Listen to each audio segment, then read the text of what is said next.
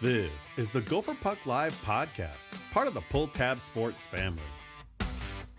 Oh boy. Jupe making mistakes. I love it. What's your stance on the home side NCAA regionals? That's everyone's favorite topic these days, Brett. That's easy for me. I'm all in on that. I would rather play at home. You gave me a thumbs up. That's good. I appreciate that. So Sam, I think you might have gotten kicked out of the game, maybe? Yeah. For being a dirty player, Toe Blake, Eddie Shore. Boy, if North Dakota hasn't won every game, fire the coach. Dave Haxtell was fired 32 times.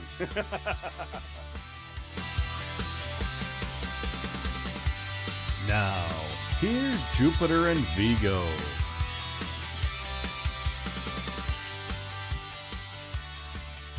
Good evening and welcome to the Gopher Puck Live podcast, episode number 310. And the season finale, Vigs. We're finally closing her out for this season. I think for a lot of fans, they're probably happy to move on from this season from a Gopher perspective. I feel like we've got a lot of things to look forward to for next year, but this was a tough year for fans.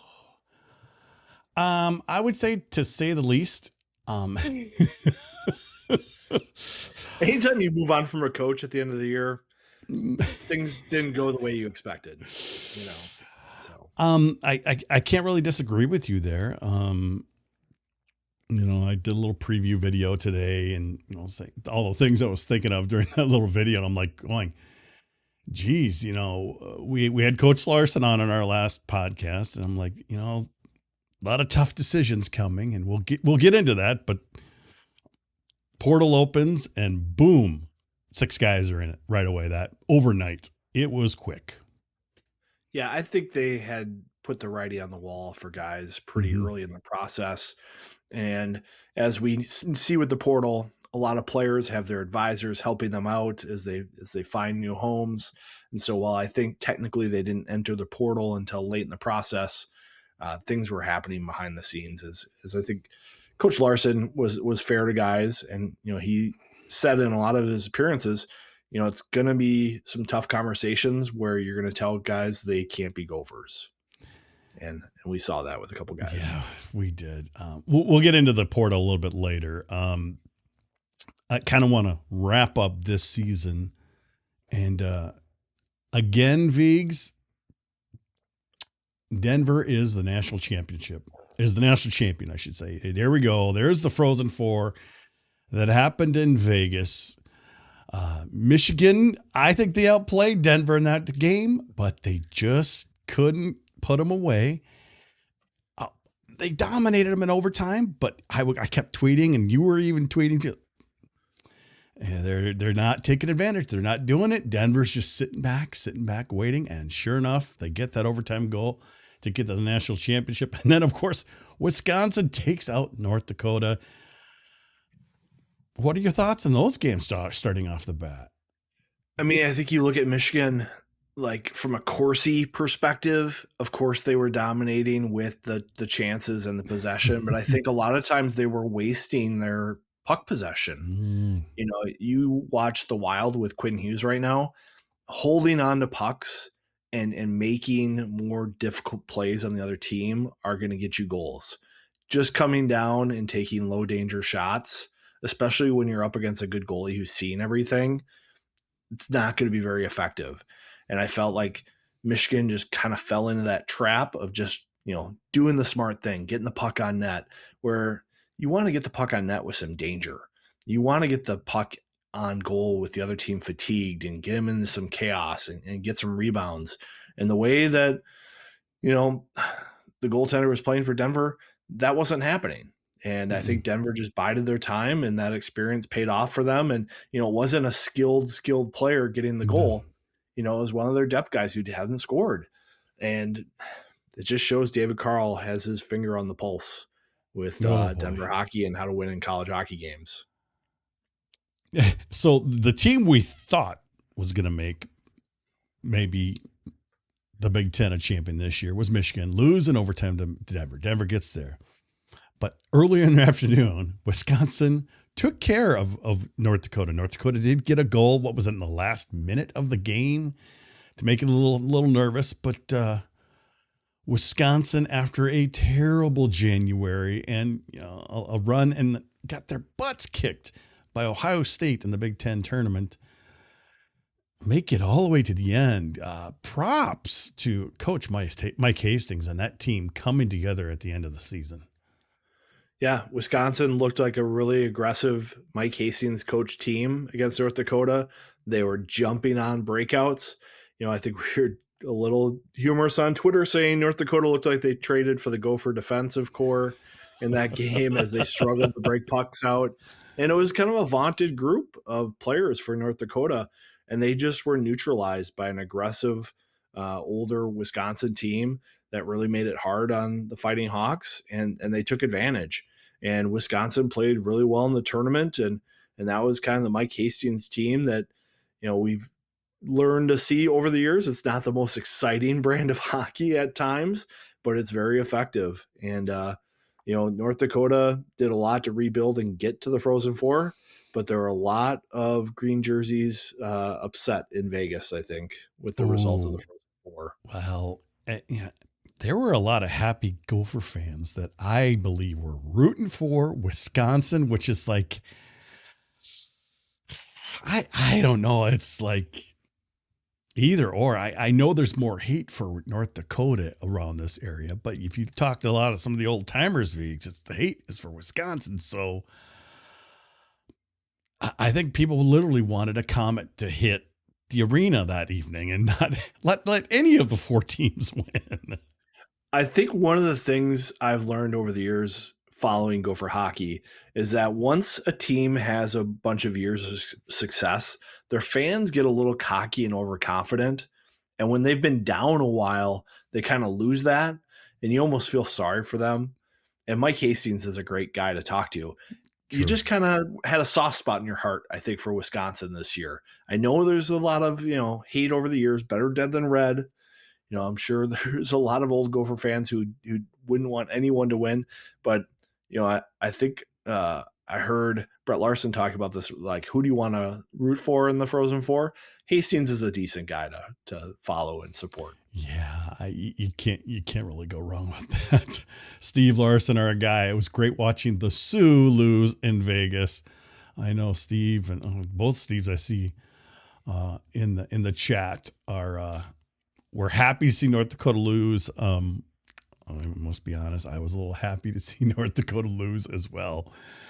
We go to the national championship game, and boy, Denver showed us why they're the best again, and they've been the best for the last 20 years. They just have been. They're just a smart hockey team. Like, they play winning hockey. They develop their players over the year. You look at all the CHL high-end guys that are picking Denver right now. They're going there because David Carl has just got this reputation right now of coaching guys the right way, and players are happy there. You hear him talk about the Denver way.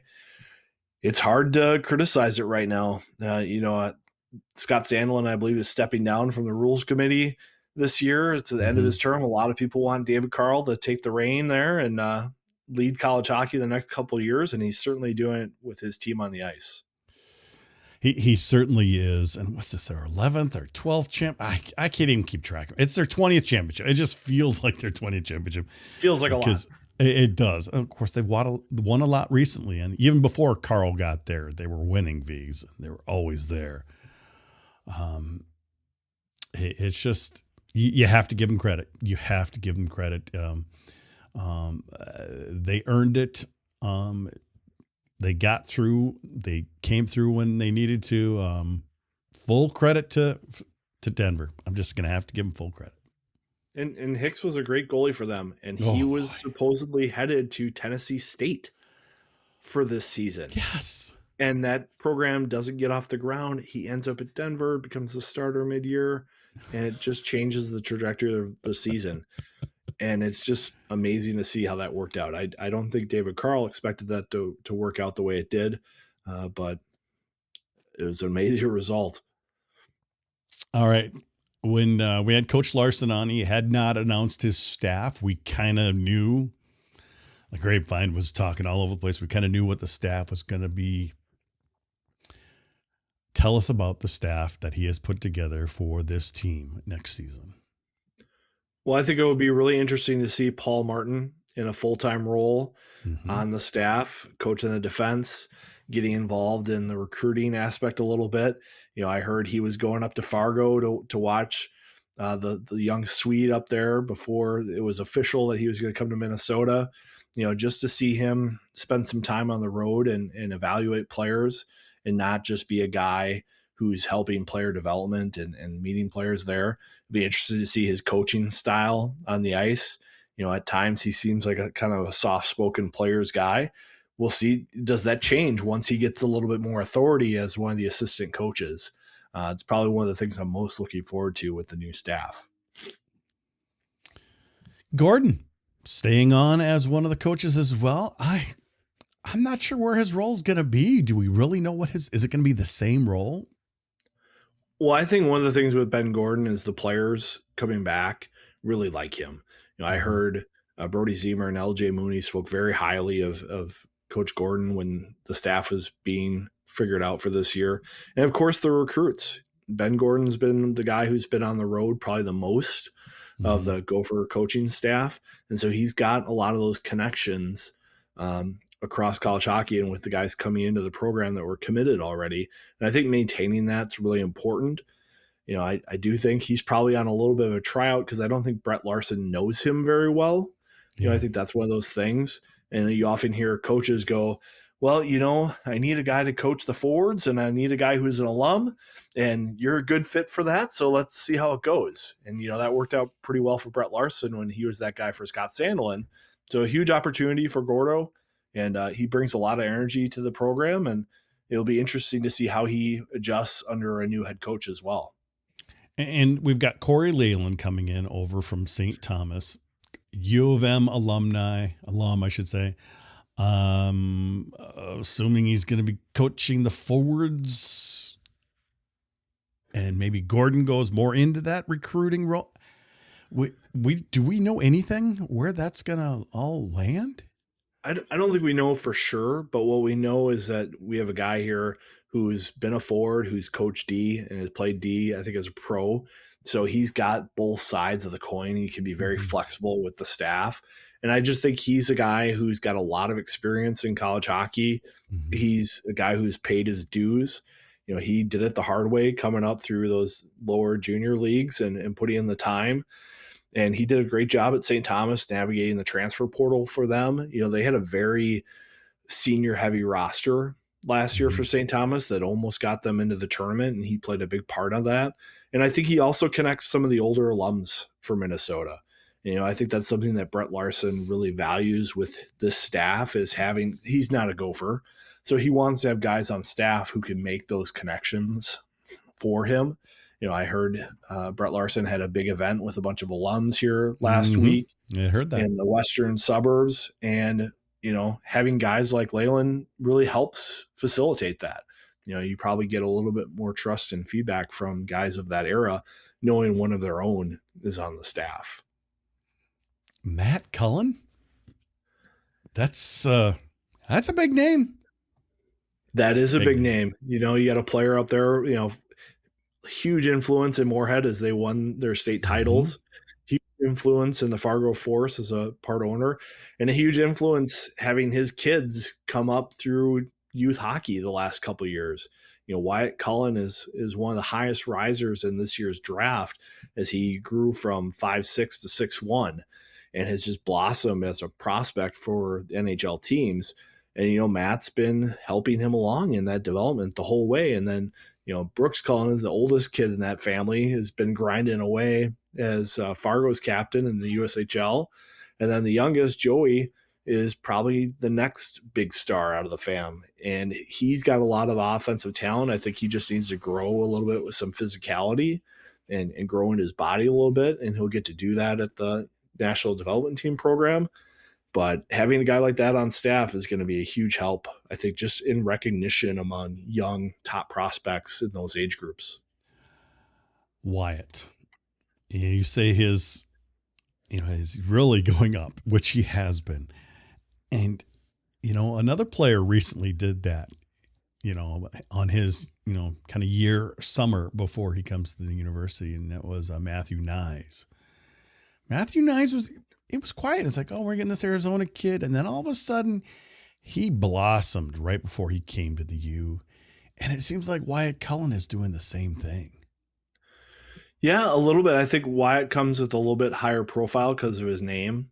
True. And one of the things with Nyes is when he grew, he had a struggle year. He had a year where he had to kind of adjust to his body. Growing up, he was a small player, just like Wyatt was, developed a lot of skill. And as he grew, he had a tough season in the USHL with Tri-City, and that kind of hurt his draft stock. So they're just kind of on like little bit different timelines, I think, of development. Mm-hmm. But anytime you have a player who's been small and has been, lauded for their skill, and then they get big, it just adds a whole nother level to their game. And I'll be interested to see Wyatt if he makes that transition at Minnesota. Certainly, this year with the hip flexor issue that he had, literally like growing pains had it, tear off the bone because he was just growing so fast and working out and putting on muscle, and dealing with that kind of adversity is something he did this year. So he's got a big challenge ahead of him going next year. He played for USA at the U18s this past week, and they lost in the quarterfinals. Yeah, I was watching that yesterday. Yeah. Tough moment for USA hockey. A lot of question marks around the team selection, but he was their best player. He led them in scoring by quite a bit and put up some flashy plays. He will get a big chance for Minnesota next year. So Matt Cullen is essentially taking over the role that Paul Martin had, correct? Correct. He'll be there advising players. Maybe, I don't know what he can do with the recruiting. He could be on the ice. He cannot instruct on the ice. We've seen it with, Paul Martin in the past, basically, retrieving pucks, and they're not coaching, but it's still a good influence to have that kind of player on the ice. Yeah, a guy like Matt can go over video with players. Mm-hmm. I've heard one of the things he's doing is doing some off-season development work with guys, like saying, hey, these are Gophers who do things kind of the way you do them, and they're in the NHL. So that's what we want to see you develop as a player, is that skill, and this is what that looks like. Here's you doing that. What's the difference? What do you have to add to your game to be able to do it at the NHL level? Things like that. And, he's just someone who can advise players with his history in the game, developing as a player, as a pro, transitioning into his post-pro career, just being there for players to talk to. It's going to be fun to see where that relationship goes. They retained Jacob Leroy as kind of their director of operations, Jeff Wenzel, Grenseth, kind of guys already at the U. No goalie coach.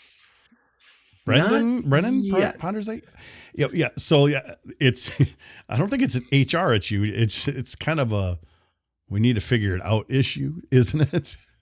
I think so. And the last 2 weeks have been pretty busy for the coaching staff. Oh, yeah. Minnesota had a lot of their HP stuff for the 16 and 17 kids. And so the coaches were busy with that. WHL playoffs have been going on. I know coaches have been watching Everett a little bit here and there. And then they just had their meetings down in Florida this week. So coaches have been a little busy with all the duties of a coach. And this is one thing that should wrap up pretty soon, I'm told.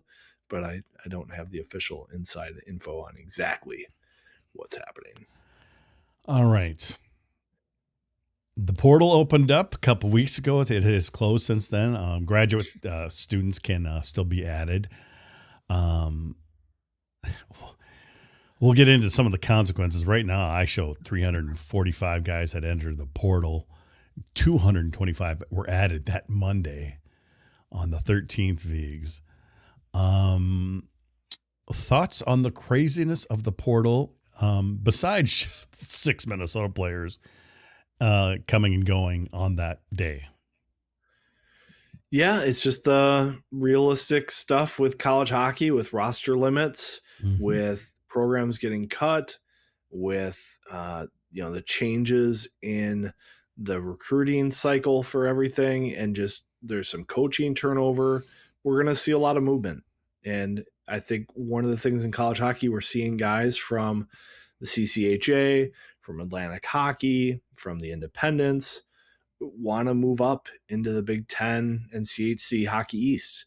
You're even seeing some of the ECAC guys want to leave that conference for more of a experience at different levels, Mm-hmm. and it just shows that there is kind of a tier to college hockey right now. The experience playing for a Big Ten institution is totally different than a lot of the other institutions out there, and players are going to move. And Minnesota this year, probably one of the best portal teams in the country. They did very well. I think they fixed a lot of the issues in their pipeline, especially with Evan Muir and Tanner Hendricks. Right shot D, we talked about this a lot last year. Leo Yeah. Gruba was the only right shot D on the team. I think it created more problems than the coaching staff was probably willing to admit. And it was just one of those things where, their pipeline got off a little bit when they had Renzel and Chesley leave, and they just didn't have guys coming in to replace them. So we knew Nathan Airy went into the portal right away since he was a grad student or he had graduated. So we knew about that. But the 6th that day on the 13th was Leo Gruba, Jimmy Clark, Eric Paulson, Finn McLaughlin, Max Schroed, and August Falloon. I think we expected a lot of those names. What names were you surprised by? I mean, not really any of them. Okay. Leaving the program. I will say that I would say some of the internet, social media, they were surprised by Jimmy Clark, and then I kind of reminded them he didn't have the greatest of seasons. He kind of has not done much really since his freshman year. He was not too bad last year, but so I think maybe Clark, but the rest of them, Paulson has flashed a couple times, but that's it. I think the biggest and whatnot. So the biggest commonality in those players that are leaving the program is that I think they all just needed fresh starts. You could just kind of tell in their body language in games and in practices that I see that a lot of people don't. They were just struggling through the microscope of being Gophers and being in the roles they were, struggling, not having success. They needed fresh starts. And I think in college hockey these days, a coach like Brett Larson has learned that you can't always have that many players that need that soft shoulder and that, rope to regain the confidence. And it was probably easier for everyone to just have a transition with those players. And I think it's not a question of skill and ability. It's a little bit of confidence and role and expectations. And I think a lot of those players moving on to fresh starts will have a different experience next year. We saw that with Grant Cruikshank. yes. He came to Minnesota and just was not a great fit on the ice. It sounded like he was a good fit off the ice, with teammates, but when it came to game time, he had a tough time fitting in at Minnesota. And then when he moved on to St. Cloud, everything fell into place for him again. And he was back played more center at St. Cloud too. Yeah, and I think he went back to an all-conference player there. And it was just an easier fit for him. Year. Yes. Yep. It just didn't work out at Minnesota. Whatever pressure he was putting on himself or whatever role he was in at Minnesota, it just didn't work out. And so I think you could see that with some of these players, but I don't think if they would have stayed, you would see the same season that they're going to have next year. A lot of people, even some of the people that we had talked to, thought that Axel Begley would be gone and Graham Harris would be gone. Neither of those are gone. But I'm guessing Axel will be back. I haven't heard much on Graham Harris. I'm assuming he's going to be on the roster next year. We just don't know. The thing I hear with those two, I know people are be in the comments criticizing this, but they're Correct. really good teammates and they're really good people and they don't bring anything down. They might Mhm. not be producing lots of points and contributing in the ways that fans maybe want, but they're contributing in practice and they're contributing to help their teammates. And when they do get opportunities, they come in and they play their role. And they're not complaining about, just being a fourth line player or being the extra D. They're like, Yes. what do you need? I will give it to you. And, when they make mistakes, they're not guys who throw their heads to the sky or slam their sticks. They set their edges and they get back in the Mhm. play. And that's something that Brett Larson really values. Well, we'll get into the players coming in a bit here, so we'll just have to wait and see there. What are your thoughts on the rest of the portal? Who did well? Who didn't do well? Oh boy. I know. It's hard to evaluate at this point for me until we see what CHL players end up in their spots.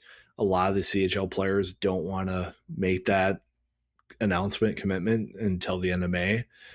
And so I'm kind of waiting for that all to shake out. Okay. And I'm also waiting to shake out, what CHL players decide to sign pro contracts that maybe are surprises and which ones actually come back. I saw a quote from Luke Strand while looking back at Evan Muir clips, and he said, these days you can't really trust who's going to be on your roster until you see the whites of their eyes in August. Until then, it's hard to know. So I don't have a great evaluation of the other teams in the portal yet. I kept myself pretty busy watching the Gophers. Yeah, it was kind of crazy. We'll get into those 6 added players in a little bit here. But it was. Did you like the 2-week window? I'm glad it was over. You know what I mean? It's not something you want dragging on forever. I like that it was a tight window. It's always going to be challenging because once your season's done, you're going to want to figure out what's next. And that's challenging, I think, for teams in the Frozen Four, but it's the reality of sports right now is that, once your season's done, what's next?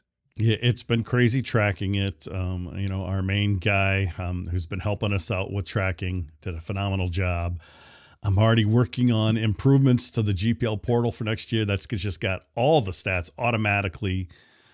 Because I miss things like time on ice and things like that I can build into it. So we'll just keep improving that and trying to keep being the hub and along with Schloss. Schloss is just phenomenal tracking all that stuff. I like I said, I don't think he went to bed till like 2 or 3 that first night. Well, and the thing with Schloss is he's hearing from all the advisors and stuff about where guys are going, and that's something that the godfather of college hockey has that we don't quite have yet. And so we're just happy to follow him and read all that info from the godfather. We did get a few emails from a couple D1 players. We did put up a form that people could fill out, and we got a couple of those. What's really great is we get a lot of parents of D3 players for both the men and women that send us updates, which is just wonderful. So we're proud to track, everywhere, not just, the D1 men, but the D1 women and D3 men and women. So that was definitely a fun thing. And we're just going to try to keep improving Vegas. We're going to try to get it better next year. And we'll see how crazy it gets next year, huh?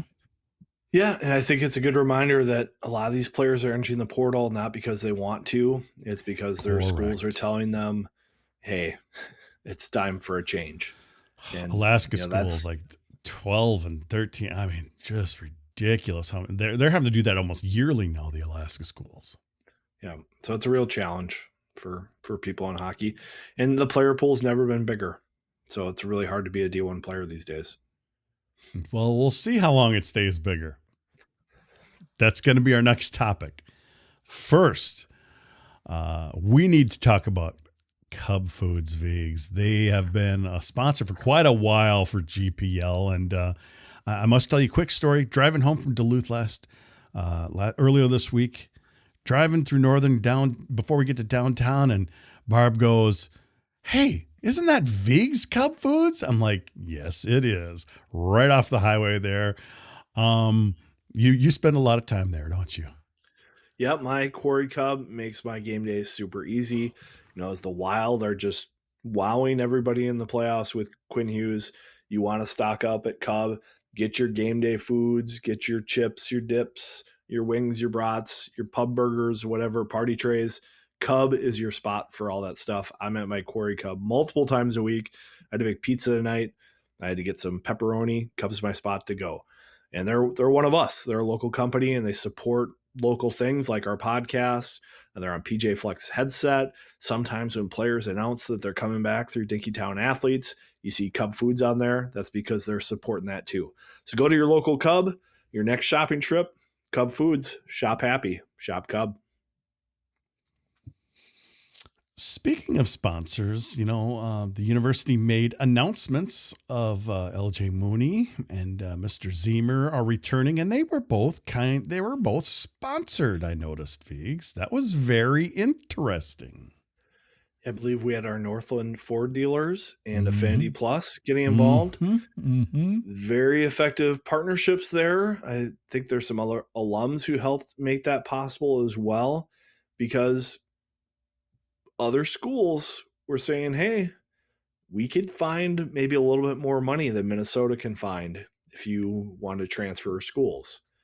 And I think, those players had those opportunities there. And it was a little slower than I think some fans were thinking that they would announce they were coming back. And so I think the power of maybe not having the biggest offer, but an offer, makes the difference in retaining those players. And I think that's the reality of college hockey going forward.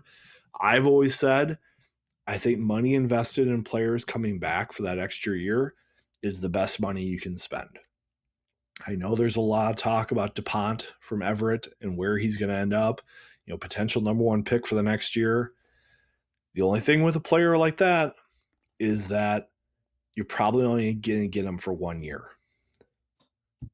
Maybe not the best use of funds if they're looking for big money. Correct. I think putting money into guys like Mooney and Zemer is just the perfect way to go for Minnesota, and something I think they should do going forward. When Jimmy Snuggerud comes back, gets a little extra money to do that, and has the year that he has, that's money well spent. So that was one very big positive, I would say, of players coming back. I'm excited about the roster for next year. But during this time period after our last show with Brett Larson, some chaos has been introduced by the NCAA. Something called 5 for 5. Football and basketball are going to be great. It's going to be the best thing ever. We don't give a shit about the rest of the sports in the NCAA. We care about football and basketball. Your thoughts? Well, I will say big time college football has never been better. Like, there's lots of parity. It's great for college football. There are players that want to play 5 years and don't want to have to deal with this, game limits thing as a redshirt freshman to preserve that. They should just play 5. That makes a lot of sense. And the 5 and 5 makes sense for them because they have high profile players who probably have some money now because they've been getting revenue share of that $20.5 million. They can afford maybe some representation to go after the NCAA and get, a 6th or 7th year somehow through the clearinghouse and get approved. Good for those sports. Rest of college athletics, totally different scenarios. And I just think that you have these people in charge of the NCAA who should just have different rules for football and basketball and hockey. Stop making rules for everybody. Say this is specific for football. This is specific for basketball. And stop ruining everybody else's games because this is the only one you're caring about. It's pretty challenging, I think, to be a fan of college sports right now. And I saw Hammy on our board say he's liking pro sports more. I think I still like the college game a lot. I'm enjoying this run by the Wild, but Mhm. they are paid mercenaries. They are entertainers.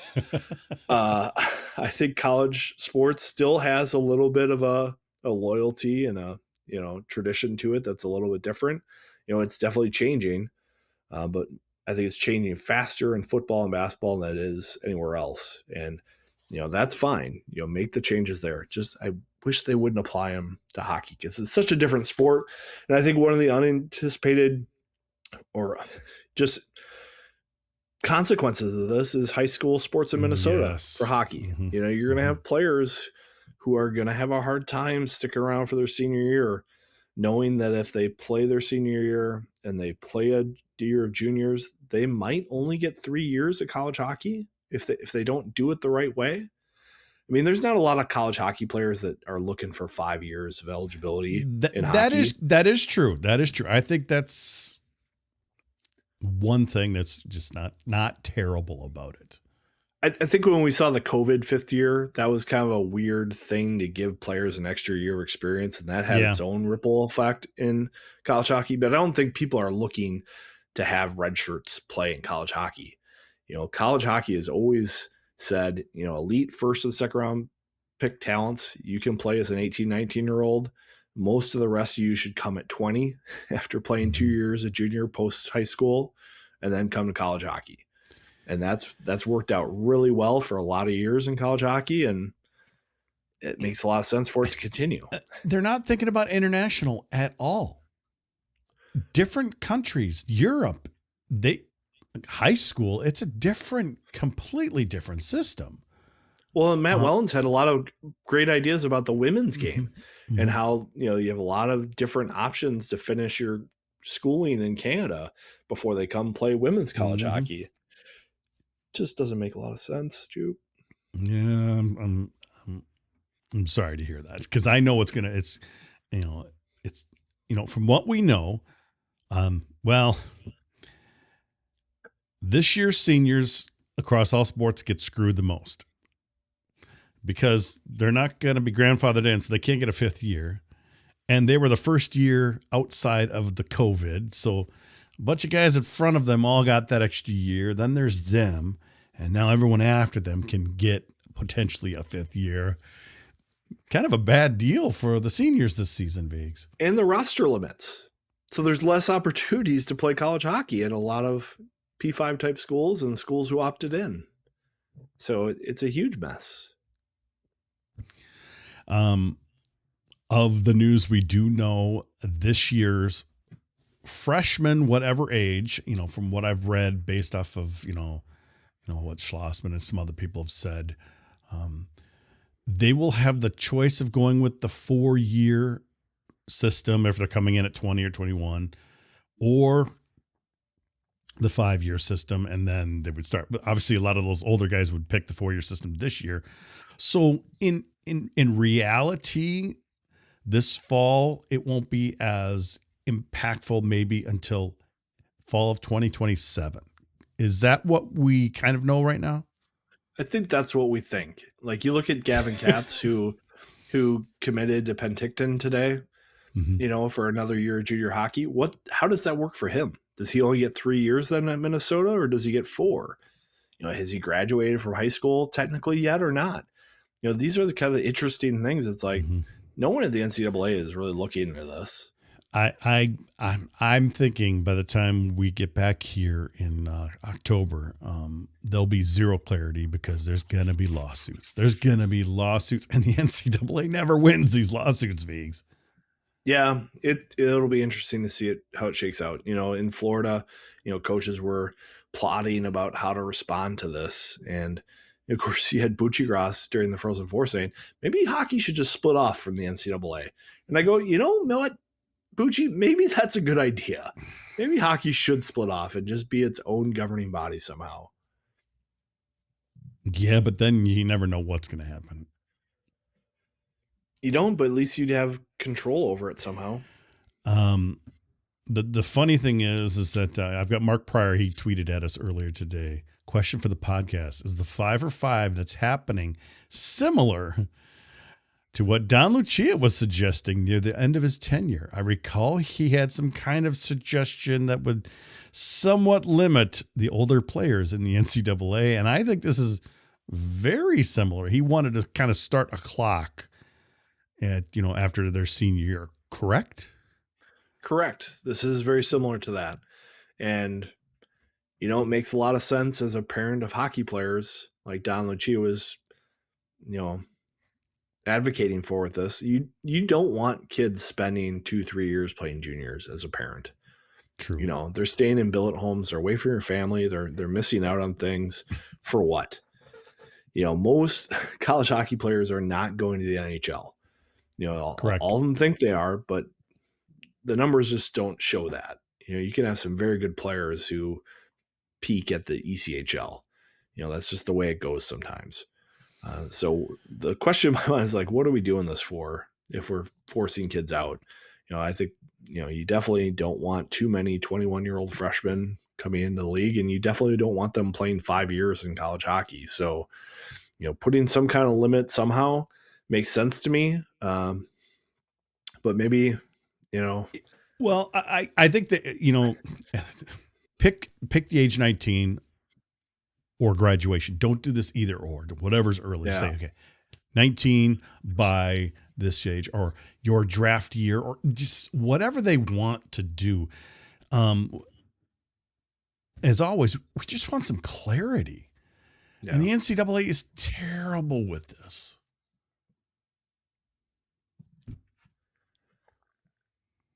You're speechless. Well, because I do see the positives that I do Don too, and a lot of the coaches were saying, because you don't want guys playing junior hockey forever. But I think now when you put in a rule like this, it pressures kids to leave high school early. It affects juniors. I mean, you think of somebody like Jackson Evers. He's aging out this year. He's probably most likely coming into the U this year. He'll be 20. I think he'll be 20 or 21 by the time he comes in. He'll be 21 at some point during the season.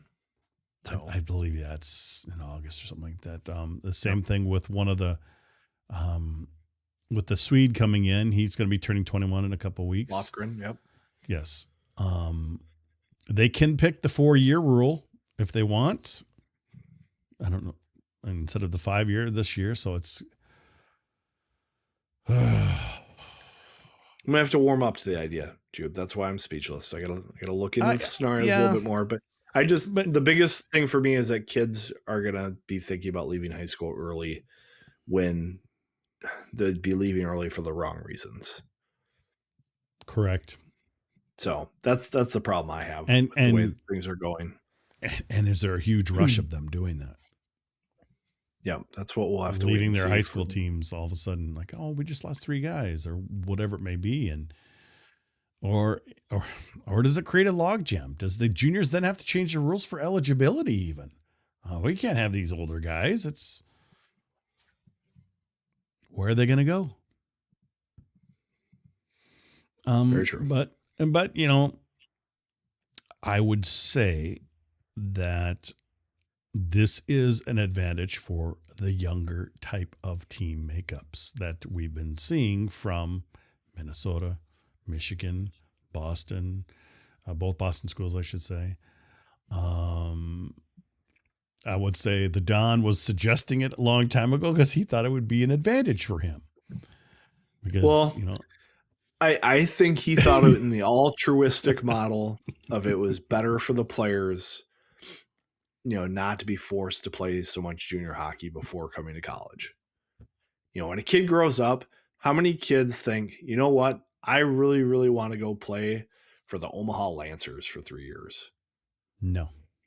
That is not what kids are growing up in the backyard shooting pucks thinking, someday I'm going to be a Lancer, someday I'm going to be a Green Bay Gambler. They might be happy once they get there and get the experience, but it's a stepping stone. So, all right, I got to give Mote something. Worst sports organizations in the world: Olympic Committee, FIFA, NFL, and head of class for worst. I'm most criminal. Getting rid of the NCAA. Mote's not wrong. I feel pretty strongly it's the Olympic Committee with all the white elephants and the chaos that goes on Yeah, there. I know But FIFA's really close. I would say NFL's not, but FIFA and Olympic Committee. Ooh, those are my top two. Those are that's my a top big two. battle there. Yeah. Oh, yes. Good one. So, Good one, Mote. what else? There's Though? a great real sports on both of those, on World Cups and the Olympics.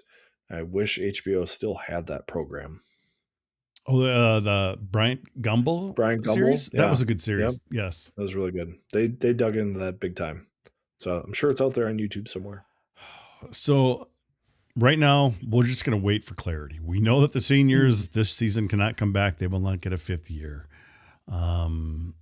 We know that freshmen this year will kind of have the choice of 4 years or the 5 for 5 thing. And maybe for some of them, it doesn't matter. It all might change in 2 or 3 years. Yeah. And So it's supposed to be it's kind of like the approved. weather in Minnesota. If you don't like it, just wait. It'll Wait change. 10 minutes. It's going to be tricky. Like I said, we're talking a lot about it now. We've been seeing Adam Woodham. He's really ticked off. Shocking. Don't think he's being disingenuous this time. He is not. He is not being disingenuous. He has legit beefs and legit reasons that he's concerned, and it's so tough because college hockey has no control over this. They're at the whims of whatever football and basketball want, and hockey is just not that level. And then you've got women's basketball, women's hockey, and all these other sports. So, like you said, just wait and see, I guess. How many lawsuits happen? Maybe we'll get together with Mark Coyle this summer and we can hash it out with him and figure out what we can do. Aside, I didn't put it on our little outline for tonight. Have you heard from Bob Motzko at all? Just a couple texts here and there. Okay. I think he's enjoying. I think he probably missed being in Florida this last week, but I think he didn't necessarily miss being at New Hope Ice Arena watching 16-year-olds play summer hockey. I think he's enjoying a little bit of boat time and maybe some drinks with some ice in it. Good for him. Because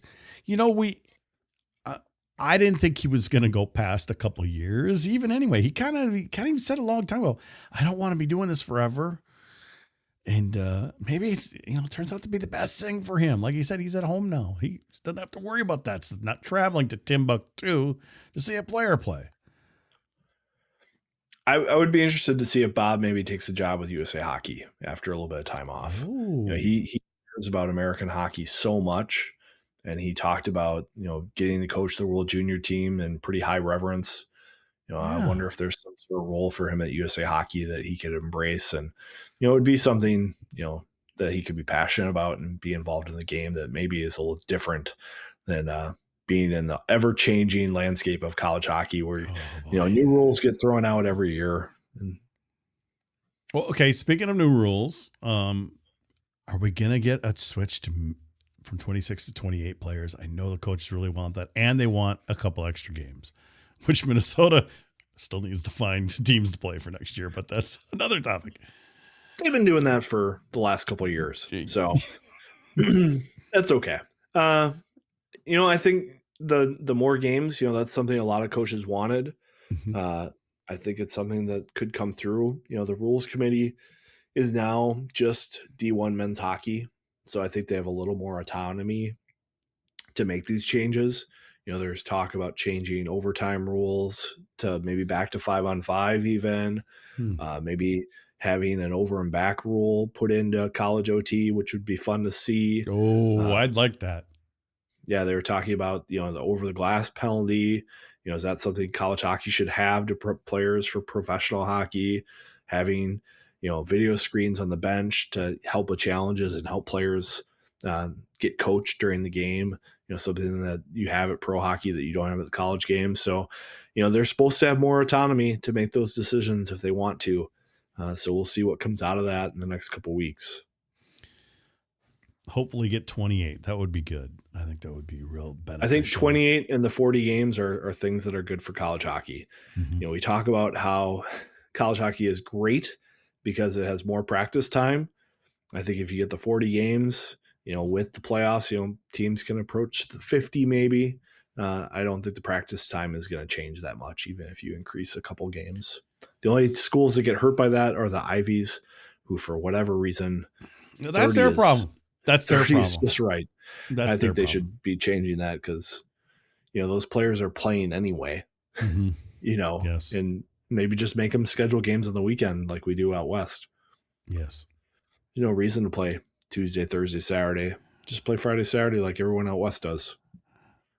So like we alluded to, Minnesota's still trying to figure out their schedule. We know they open up at Michigan Tech, and then they head to Duluth. They've got North Dakota at home. Going to be a very fun October. But like Schloss reported, they're still looking for 4 games to fill for next season.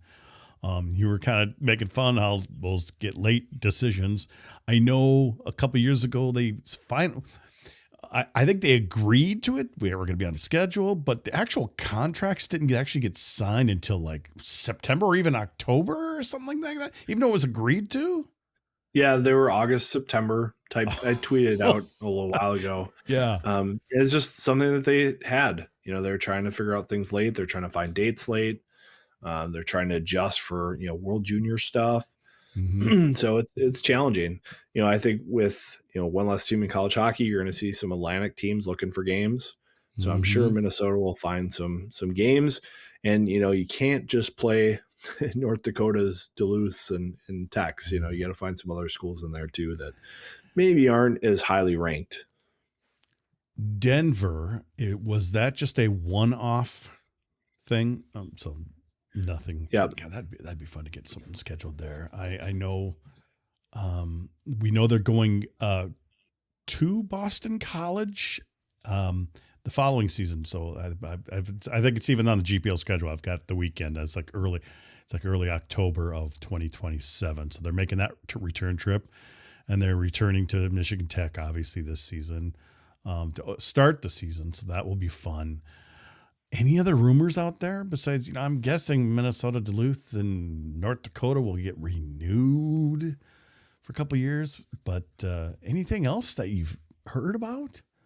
Not yet. I think they're really focusing on getting these 4 games for this year. Yeah. And they don't really want to schedule a heavy hitter in those 4 games. So I think it's probably on the back burner for how they're going to schedule the marquee games going forward. But I would love to see some Denver, Minnesota series.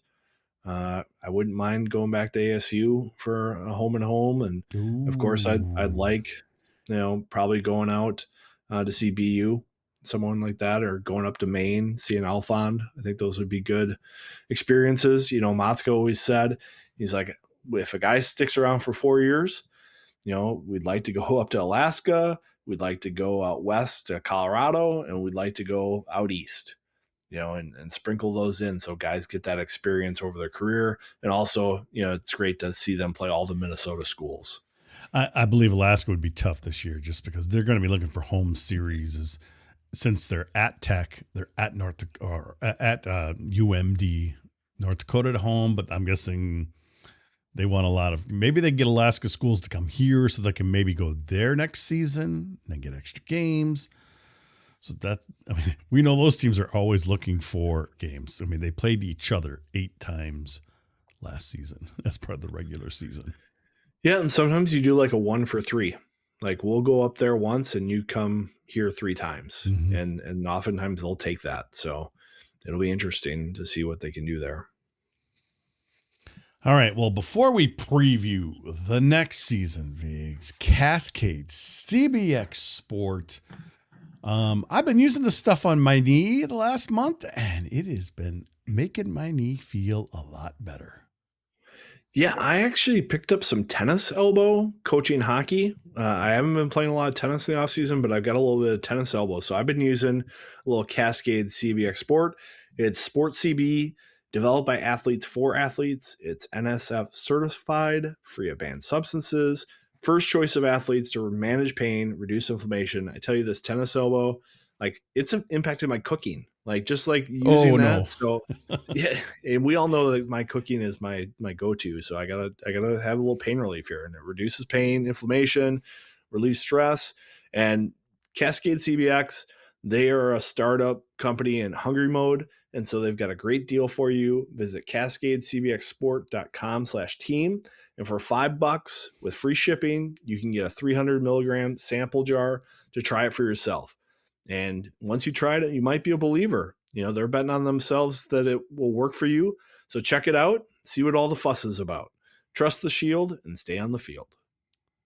All right. And of course, we thank both Cub and Cascade CBX are sponsoring the Gopher Puck Live podcast this season.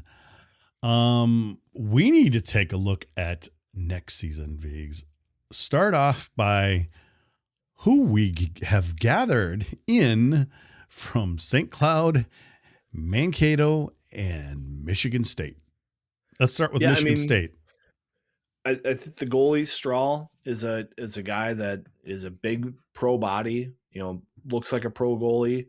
Obviously, Michigan State likes having their first round draft pick goalies coming in. So Augustine's out. They've got another first round pick goalie coming in, Ravensburger. So, you know, he's looking for a pace. Melvin's looking for a place to play, and Minnesota is the right spot for him. I think Potter had a little bit of a relationship with him somehow. So he provides a transition as the Gophers will, you know, welcome back Luca for another year and have Strahl as the backup. And then I think Carter Casey would then be coming in the following year. So it gets you a nice progression of goalies. You know, Luca's a little bit smaller in stature, but Strahl and Casey are like that more prototypical pro style goalie. So the future looks bright in net for Minnesota. I don't think he'll play a lot of games this year, but I think he'll get some experience. You know, you just don't want to lean on just one goalie the whole year. Correct. You never know what's going to happen. Mm-hmm. So having this guy, he was a great player in the USHL for Youngstown. Was one of their top, you know, candidates for goalie of the year in that league. So came highly regarded. Well, you know, we could talk about all the players here, but let's just take a look at the kind of the full roster of what we think it is as of right now. So you mentioned Melvin there, who's filling, you know, basically taking Aries' place for now, and then we expect they will pick up a third goalie somewhere. I would think so. You know, they're kind of holding these roster spots right now. Not sure, are they going to get 26 guys? Or are they going to get 28 guys?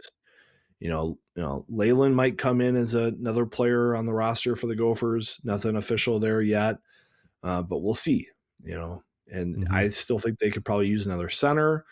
There's rumors of CHL guys like Terrence Smith from Everett who could come, but he's also picked up an injury, so that's been muddied in the waters a little bit. So, and I still don't know if we're going to see Maceo Phillips make it to campus. I saw that you have him on the roster here as one of our D. I don't know if that's going to happen. So, well, you know, I've heard rumors that he isn't, but that has not happened in the 1 or 2 weeks since it was supposed to happen. He's still got stuff up on Instagram. I'm assuming he's going to be here until we hear something different. So that's why I have Maceo on the roster right now. But you look at the defense, 3 returners and a bunch of new guys, and including, I want to talk right off the bat, Evan Murr out of Minnesota State. This guy is a star. Yeah, I think he's got something to prove. You know, I think from what I've heard, he wasn't getting great pro contract offers from teams that would assure him spots on rosters for next year. They would want him to be on that amateur tryout type player. He's maybe a little bit undersized, but he was an All-American defender for the Mavericks, and he's coming into a team that really could use a right shot power play D who can make things happen and run a power play. And that's something Minnesota really needs. You know, Gruba's gone. Middlestad's gone. You know, they need a talented player there. And, you know, especially with Levi Harper decommitting, you know, that skill is a big need for this team, and he's going to provide that and get a great opportunity to show what he can do in a big schedule. You know, you look at the non-conference games we talked about and then the Big Ten schedule, he will definitely have a prove-it year. You mentioned earlier Tanner Hendricks, coming from St. Cloud. It will be on the D, and like you said, another right shooting defenseman. He's quite a bit bigger than Mr. Murr. Quite a bit bigger, 6'4", over 200 pounds, physical guy. He was banged up a little bit this year, so didn't play a full season, but comes with a lot of pedigree and someone I think that they'll be able to plug right in and get production from, and something that they need. And he has some skill, has some grit. Columbus pick, should be interesting to see how he fits in. Another St. Cloud kid, Finn Loftus. Is that how you pronounce his name? Yeah, kind of a late bloomer player who has been around a little bit with a couple different schools and teams over the years. Yes, he has. But he produces some points. He's a skilled guy, a playmaker guy. Should be able to fit in the lineup and contribute. One thing, if you look at this decor, all these guys will be over 20 next year. They're going to be experienced. And I think having a guy like Finn in the lineup as a puck mover is something that you can really get some production out of. I think Rombach, not probably the biggest puck handler right now. Whipple, more of a physical guy. I think you want some guys who can handle a puck in this group and maybe take some pressure off guys who play physical, and Finn's another player who can do that. And also, a second power play unit. He's a guy who might be able to chip in some playing time there and contribute. We'll talk about the recruits here in a minute, but let's head down to the forwards for guys being added from the portal. Austin Bernovic from St. Cloud, Vigs. Yep, big forward, probably not the fleetest of foot, which is the one thing that holds him back as a pro player prospect. But in college, he might be able to be a little bit of that Matthew Wood type player, real skilled and big and able to possess pucks. He was one of the go-to players for St. Cloud. And I think he's a big ad for Minnesota. And obviously Brett knows what he has there, and Bernovic as well. Christian Humphreys played 2 seasons ago at Michigan, didn't have a great start and left, has been playing very well. Where is he actually? Kitchener. Yes. Kitchener Rangers. Just a player who came to college too soon. Another one of those development team guys who, unfortunately, they think they have to go right from that program into college. And he went to Michigan and just wasn't a good fit there and needed more time to develop. And he went to Kitchener and played pretty well for them. And then now that they're opening up the CHL pathway back, he can come back to college. And he's good friends with Whipple and Zemer and all those guys. Mooney. So, he's got some familiarity with the Gophers roster and adds some skill. I don't know where he's going to play. I don't know if he's a center. He can be kind of a perimeter player based on some of the stuff I've seen. But, skill in the lineup, right shot, which it always helps for balancing the lineup. Minnesota didn't have a lot of right shot forwards last year either. So good addition there.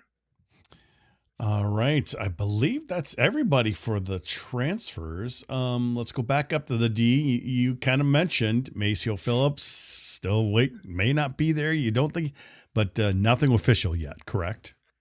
Nothing official. I think with the coaches on the road a lot the last 2 weeks, we're not seeing a lot of stuff out on some of these decisions, but I just don't think it's a fit for next year. So boy, he's been taking a lot of penalties. A lot. He's in the box a lot. I mean, last time I looked, it was 157 minutes. It's probably more by now. I haven't looked lately, but I'm not sure. We'll see. I mean, he's a big physical guy.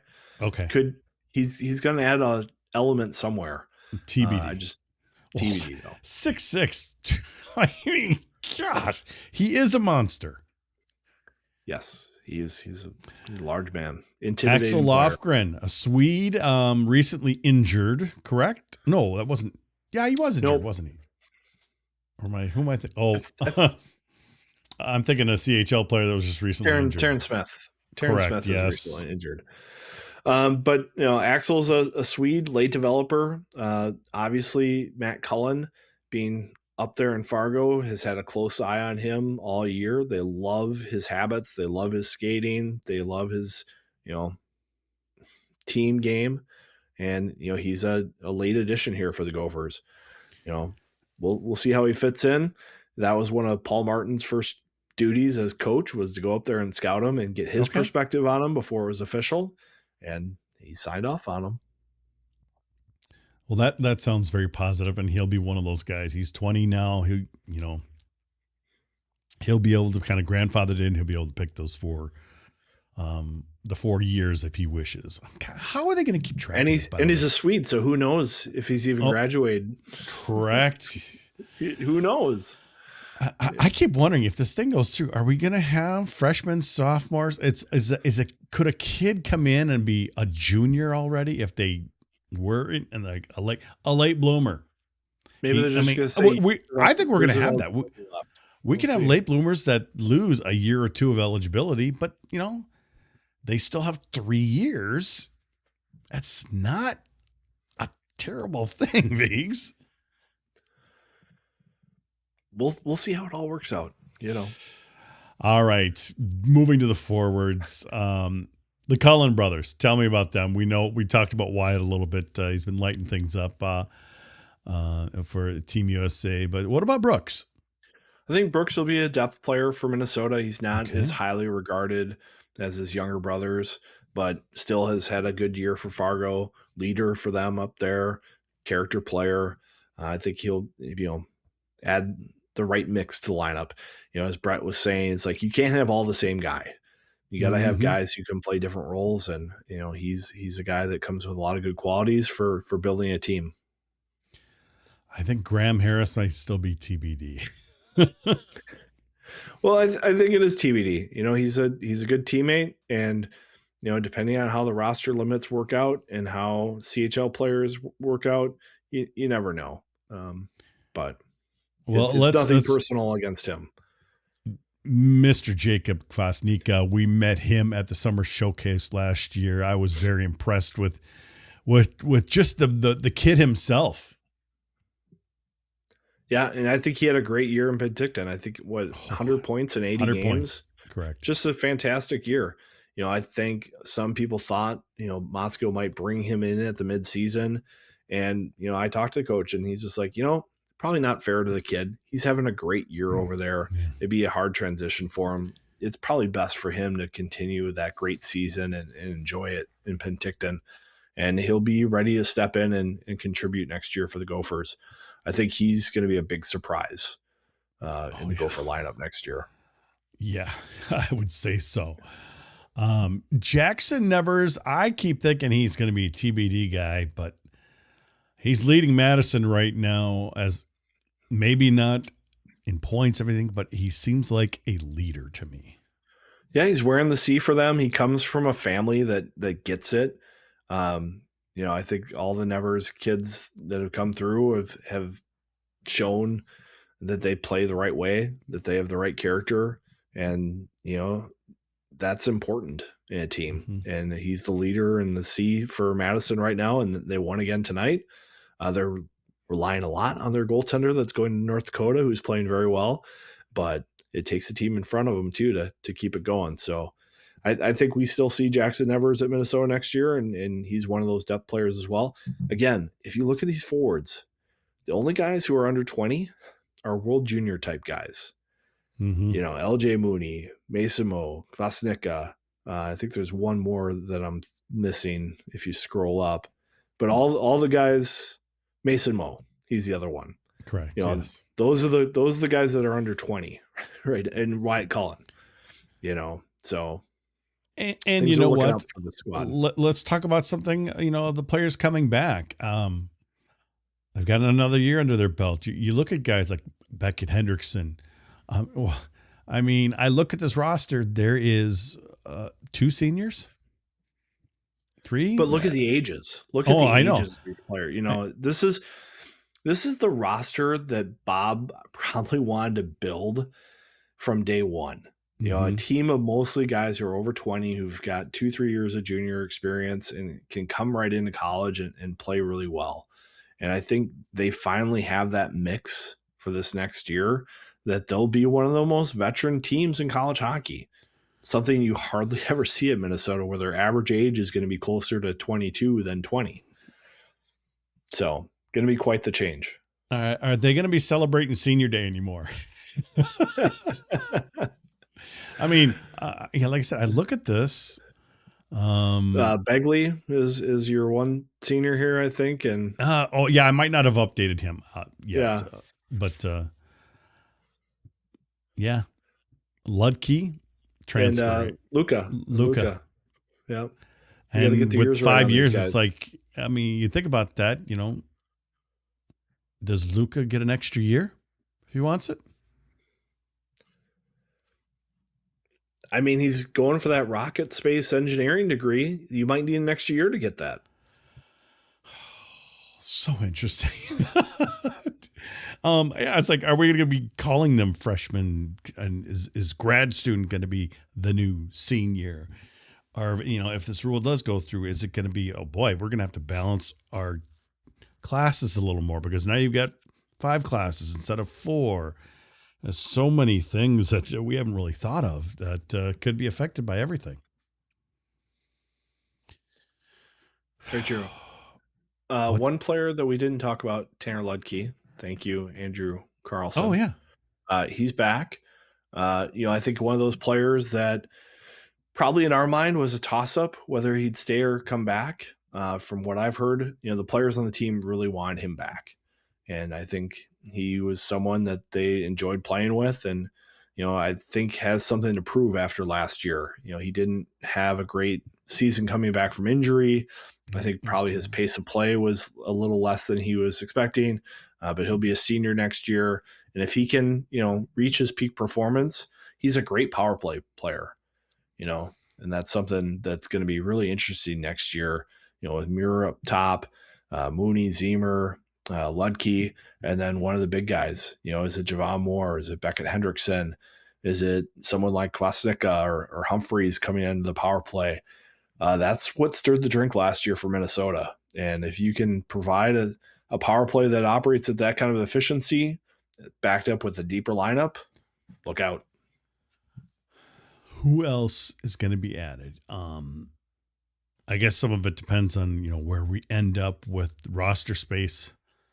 I know you mentioned Smith there playing at Everton. He was the one who was injured. And that puts, apparently it's a more significant injury. You might not. What's next? Is it kind of a wait and see on some of the roster spots? Is that, we know they're going to need a goalie. We don't know about Phillips yet. There's just quite a few unknowns. And I think it's okay to wait.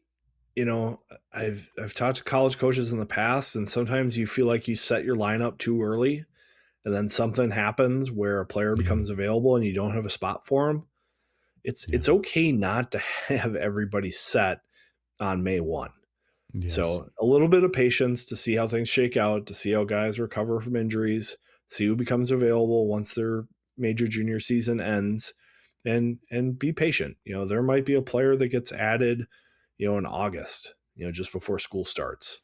So I think some things are still up in the air, and it's okay to be flexible. A lot of players like to play for a school like Minnesota. Yeah. There's a lot of nice things about being a Gopher. So it's an attractive option. Do you have anything else? I think we've kind of covered everything. I think we had a lot of miscellaneous topics we'll hit in overtime, but anything else before we head to overtime? I think just keep an eye on CHL players. There's a lot of good ones who are uncommitted so far, and that's going to be the big thing I'm watching for this offseason, because I know Brett Larson has been tracking some airline miles going up there to go after players and talk to his connections up there. And I think that's a little bit of a difference on this staff than the previous one is Brett does want to go up there. David Carl is certainly active up there. He made a comment that, this Denver program is maybe going back to their recipe from the 70s, where they had a lot of Western Canadians on their roster. And that's how they won all the titles in that era, was dominating up there. We've seen North Dakota very competitive up there. Now maybe we'll see Minnesota competitive up there as well. All right, then. I think it's time to head to overtime. Let's do it.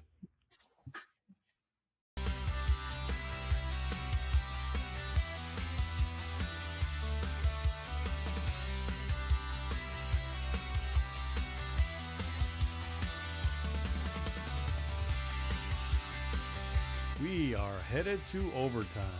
You know what that means. It's Vigo's Beverage of the Week.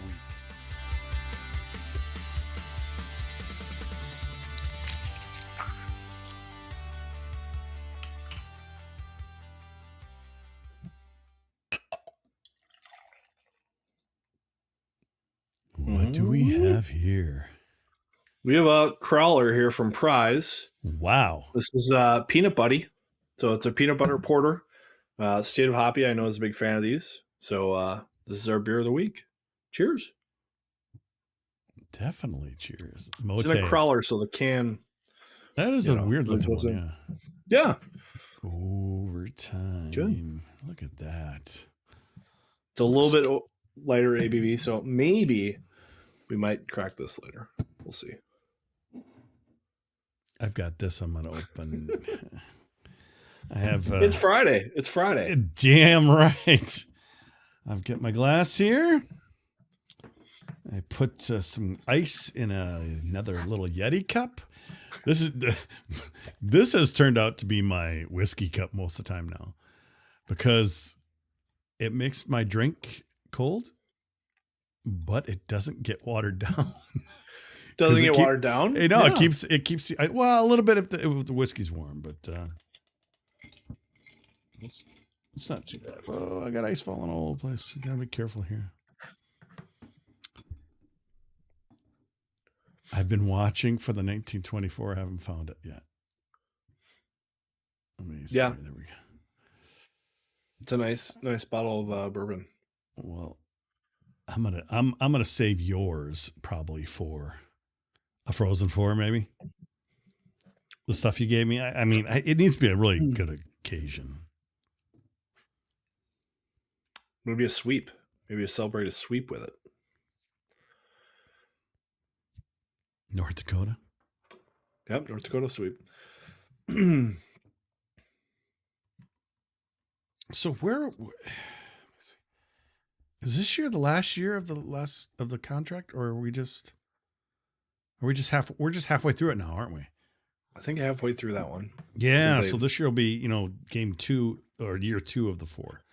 Mm-hmm. I probably shouldn't have poured that much, but I wouldn't say it's a mistake because it's a Friday, and you've got some free time, so I do. You can have a nice little Saturday tomorrow. I was just looking, do we got more? Little hockey puck. Future. Cheers to everyone.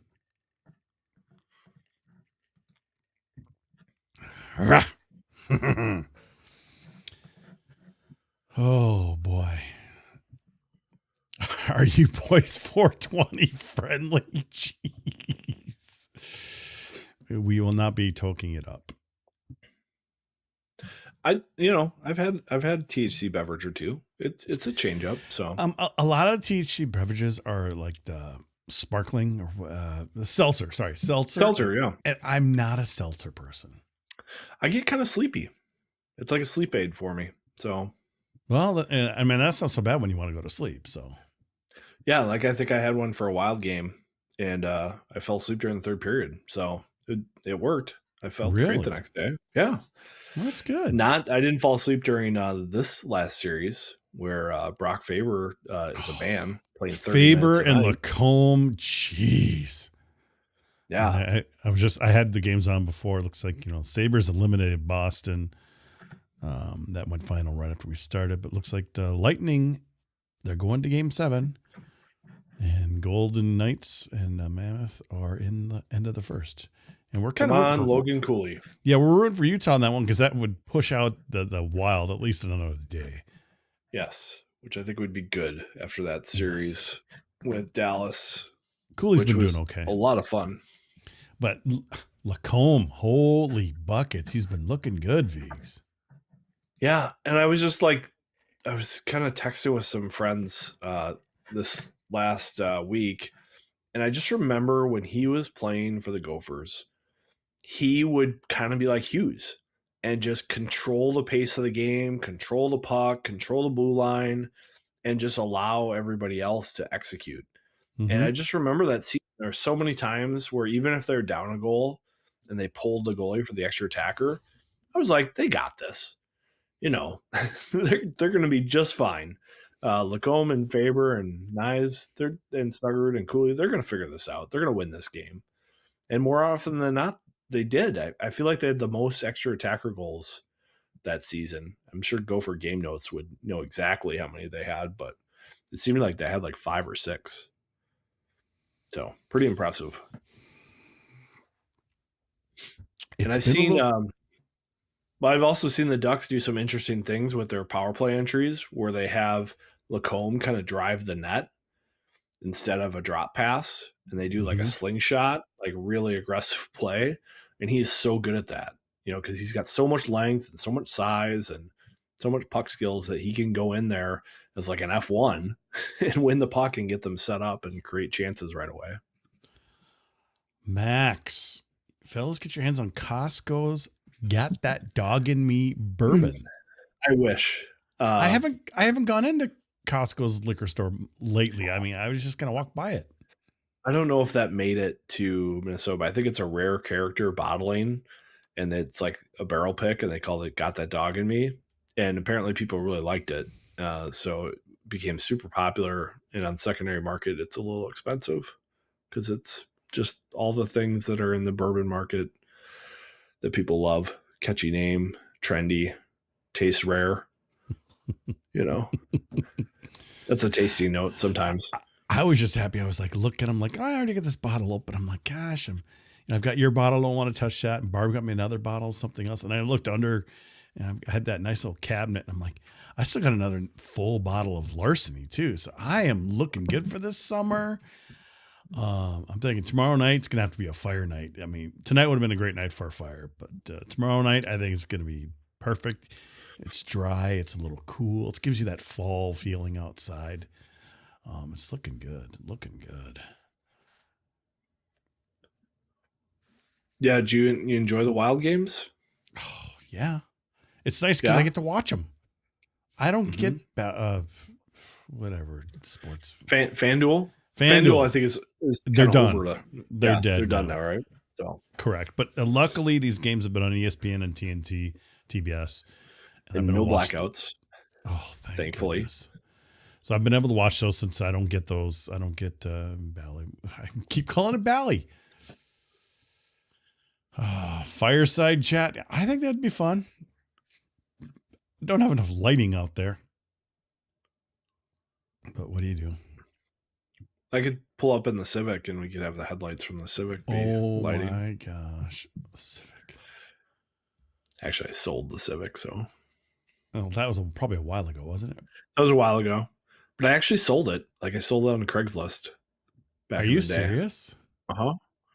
I was not willing to take what the dealer was going to give me for it, so I sold it by myself. Interesting. Interesting. Let me see here. I'm an entrepreneur that way. I'm going to hold out for maximum value. As you should.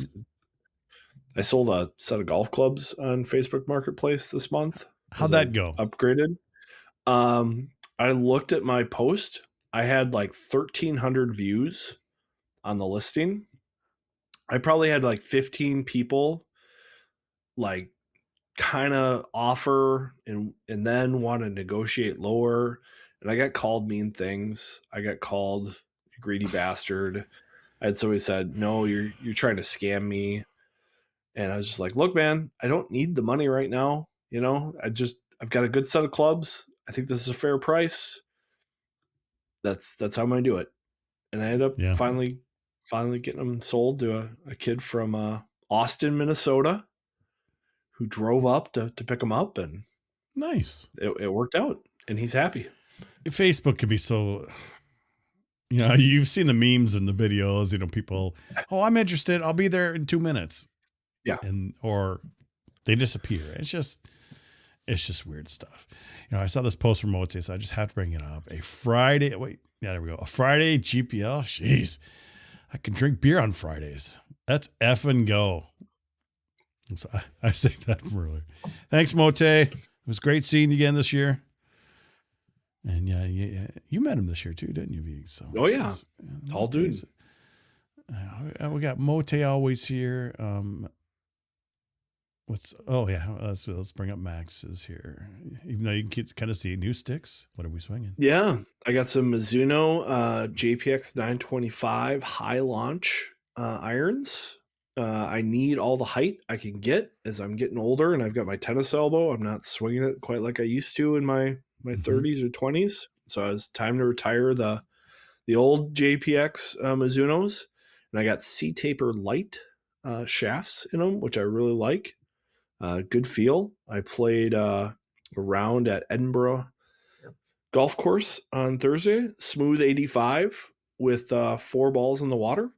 So pretty good score. I had 9 1-putts on the round. So yeah, it was a good round for me. So first outdoor Minnesota round of the year. You know, an 85 with 4 penalty shots is a pretty good round, I think. That's good. Yeah. So I'm excited for the season. When does the course close? The course is closed at the U. It's already closed. Okay. Yeah, they shut it down. So they didn't open for this season. Essentially last season was... Yeah, it looks beautiful out there. They uncovered the greens. You know, it just looks lush out there. I've heard some people will go out there and play a hole or two, even though there's no cups or anything or pins. But shame. Driving range closed. Could be making, you know, the U $1 million and providing 35,000 rounds to golfers. But the U apparently is not interested in keeping the golf course running, even though they don't have a buyer yet for the property. So great source of frustration. If they have a buyer, why don't they just stay open? Good question, Jude. Good question. Yeah, sorry, I just because they need to prove that the soil is contaminated with mercury for the buyer, and they can't have a golf course in operation and do all that stuff. It's like, of course it's contaminated. They put chemicals into it for 97 years. That may have been my last round of golf, was on that for a Rubes day. And I birdied 18 on that day on video. Great 35 footer probably. P-Join, is he the one who did the video that day, or was it Picardio? Was P-Join or Picardio did, I think. Might have been P-Join. I think it might have been Sprague. Sprague, you know what? Now that you say that, I do believe it was Sprague. Mm-hmm. And I walked it in from long range. Yeah. Made a lot of good putts at that course. So sad day. Sad times. Sad golf season, because Highland National was a course I looked at. They're full for their men's club. I looked at Keller Golf Club. They're full, like with a 10-year waiting list. And you know, it's tough to find a good golf course these days. Yeah. So I wouldn't know. I'm a free agent. I'm going to be all over the place. GPLers want to play. Hey, my DMs are open. You know, somebody, I cannot remember, somebody who's a golf pro has reached out to us. Was it by email or Twitter?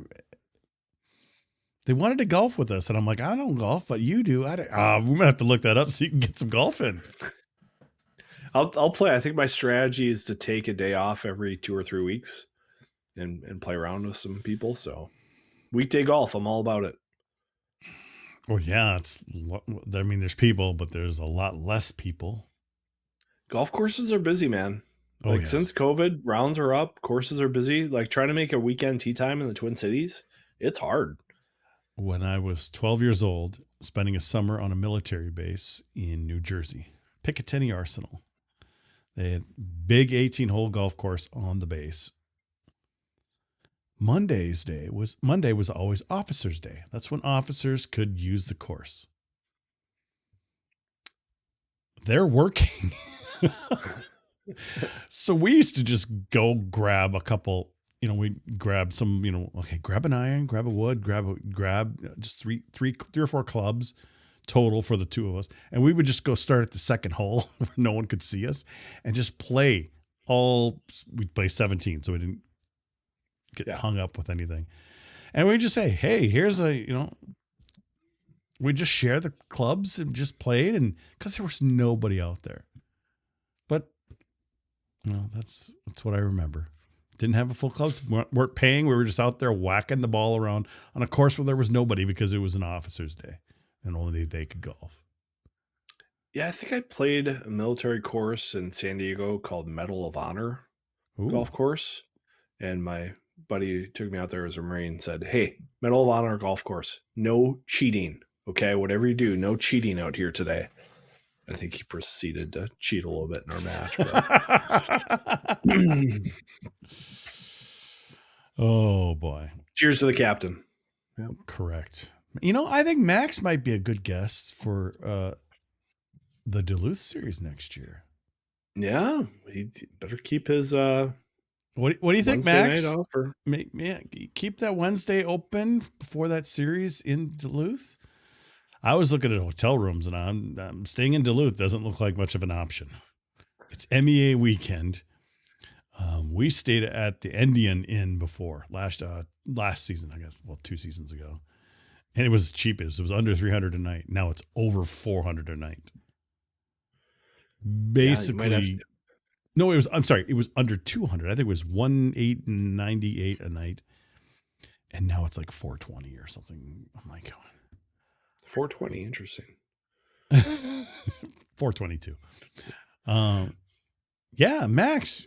I think we could use Duluth guest. Get you in on the show if you're up for it. We'll see if he replies here via text. We'll see if NCAA will allow that kind of free agency. We accept all people. Yeah, Nick and Scott can't get too mad. Even Brett Larson. And we accept Brett Larson. He's one of us now. He is. You guys follow the Fargo Force. You guys can kind of see the chat going on here. So I don't have to put them all up. I can keep drinking. Yeah, I mean, I don't follow it super close. I'm choosing to spend my free time right now with the Wild for the most part. Yeah. So I'm mostly watching highlights right now. There was one year where I followed the USHL a little bit closer, but haven't lately. Oh, funny, it's not updating as much. Odds the Wild and Wolves make the finals. I think the Wild, if they can get past Colorado, it looks good. The Wolves, so many injuries with the Wolves. I'm not watching their games, but I hear it's injury central. Yeah, I enjoyed the game last night. Was it last night? Yeah, already? So that was fun to watch, but I think without Anthony Edwards, they're going to be in a tough spot. Whereas the Wild, man, they look so good against Dallas. Like, it's just they ran up against one of the NHL history best power play units, which was hard to shut down. I was a little shocked how easily it seemed like Dallas could score on the power play. And how they couldn't score on 5-on-5, though? Right. It was curious. Like, it just seemed like Wallstedt wasn't reading the plays. I think so much in the power play, you need a goalie who can anticipate what the power play is trying to do almost more than just be a good goalie. So it was kind of surprising he didn't have that to his game to be the best penalty killer on the team, because I think sometimes that's just what it comes down to, is a goalie who's aggressive with his reads and figures it out. Maybe it's because he's so young, he doesn't have that to his game yet. And that was kind of a critical part of the series. But when they got 5-on-5, he could be his normal self and was really solid. So, look at this. But man, Quinn Hughes, so good. I'll be around and happy to be. Come on, man.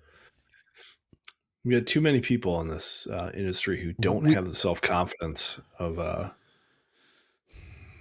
Come on, man.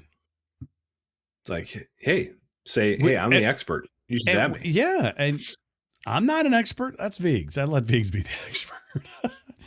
But we always, new guests are fun. We like new guests. But I think the Wild have a great chance to play Carolina in the finals. So I think Colorado will be a fun series and could be a deep one again. But I'm not scared of the Ducks or Vegas or Utah. I'll tell you that. Although Utah gave the Wild some problems this year, which was surprising. Well, you never know with Lacombe, though, too, and the Ducks. Edmonton. Brock knows how to shut him down. Okay. Well, so we know Faber wasn't on the ice for. Was we will just talk ice? about that. We'll just talk about that the whole series. If it I happens. think Lacombe was on the ice, wasn't he? He was, and he did not make the proper read probably on that play. Not that we're just going to talk about that play for the rest of our lives, but we might. Why not? Why not? We're drinking on a Friday night, Vigs. We're having fun. How was the pizza tonight? What kind of pizza did you make? Pizza was simple. It was a pepperoni, red onion, and a lot of spice on my slices. A lot of red pepper, a lot of fennel. Kind of a spicy special? Kind of a spicy special. Didn't have the peppers on it, but it was tasty. It was good. I'm mixing a little bit more olive oil into my dough to give it a little bit more crisp and give it a little more of a no flop on the crust, which I think everyone's liking. So it's been good. We're almost ready to start doing grilled pizzas at my house. So we're getting close. My grill needs a little bit of repair though. My grills Weber do not last long anymore. Ooh, yeah, my Weber 15 years. Like the soldering on the tripod stand, one of them came loose, and I tried to get like some bronzer and a map torch, and I cannot do this right. Like it has to be just right to fix it. So I'm gonna have to go to a professional. So I spent the $50 to try to DIY it, and I could not accomplish the task. Yeah, I think you're gonna have to use the big GPL podcast money to get yourself a new Weber grill. The millions and millions of earnings. Yeah. And then I'll grill some Cub Foods pub burgers on it with the money they gave me. We've been doing Barb's been picking up like this non-bread kind of flat things from Aldi. Garlic. We little just like a non-bread garlic, but sometimes they're little, sometimes they're big. Depends what Aldi has. Because Aldi's like that. Sorry, I didn't have a Cub, and she would just go in there and grab this stuff, and just put a little pizza sauce on there. I just put a little sausage, a little pepperoni. Dang it! Oh, a little Italian season. I like a little Italian seasoning on there. Sometimes a little garlic. Non-bread, you could get away with the fresh mozzarella because you're not so worried about the moisture content on that. Give that a shot. It's been working really good. Yeah, I've been making my own non-bread lately with a little bit of plain yogurt. It's pretty good. Nice. Oh, Cappy on ESPN. Yes. I'm trying to read this. Crust, highly recommend. Sorry, I'm just reading some of the texts here. Yeah. Fat Louis. I'm not sure what you mean. I'm not into the THC. I'm not into the drinks. Did I say something where I missed it? I might have been watching Eric Johnson Between the Benches. Oh, is he between the benches tonight? Yep. I think he's going to go down 3 buttons in the shirt at some point this game. He's got the 2 already. I think he might undo. Yeah, but is he checked out tonight? Because he's all about the Derby tomorrow. There's no way he's in like a pastel blue. I think that could be for Utah as well. So I was hoping he'd come to Minnesota, but he hates the Minnesota fans, doesn't he? The Wild fans. I don't know if he praised Minnesota a lot when he worked at least one game, I believe.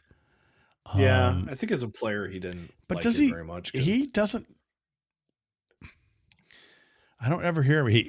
I see him retweet like Denver hockey stuff and not Minnesota stuff. I'm like, are you not a Minnesota guy? Because you were a Minnesota guy. He was a one and done, right? He was a one and done. He was the number 1 overall pick. But that was like the only Gopher number 1 overall pick. Was that the first in college hockey though, where a number 1 overall pick played? I don't know for sure. That was 2006. Tom Molesky or Brad Schlossman on to answer that question. That was 2006. That was in the heyday of transitioning from Rube to writer. Mm-hmm. That was my first year covering. First, I would get partial, I would get individual game credentials through the former SID, Kevin Kurt, who's a great guy. I saw he was posting today his kids going to Fair State on a golf thing. Golf Smart. management. I'm like, good for you. Good for Yeah. you. But I just hear that his kids going to school, graduation. I'm like, oh my gosh. Oh, I'm getting old, Viggs. I'm getting old.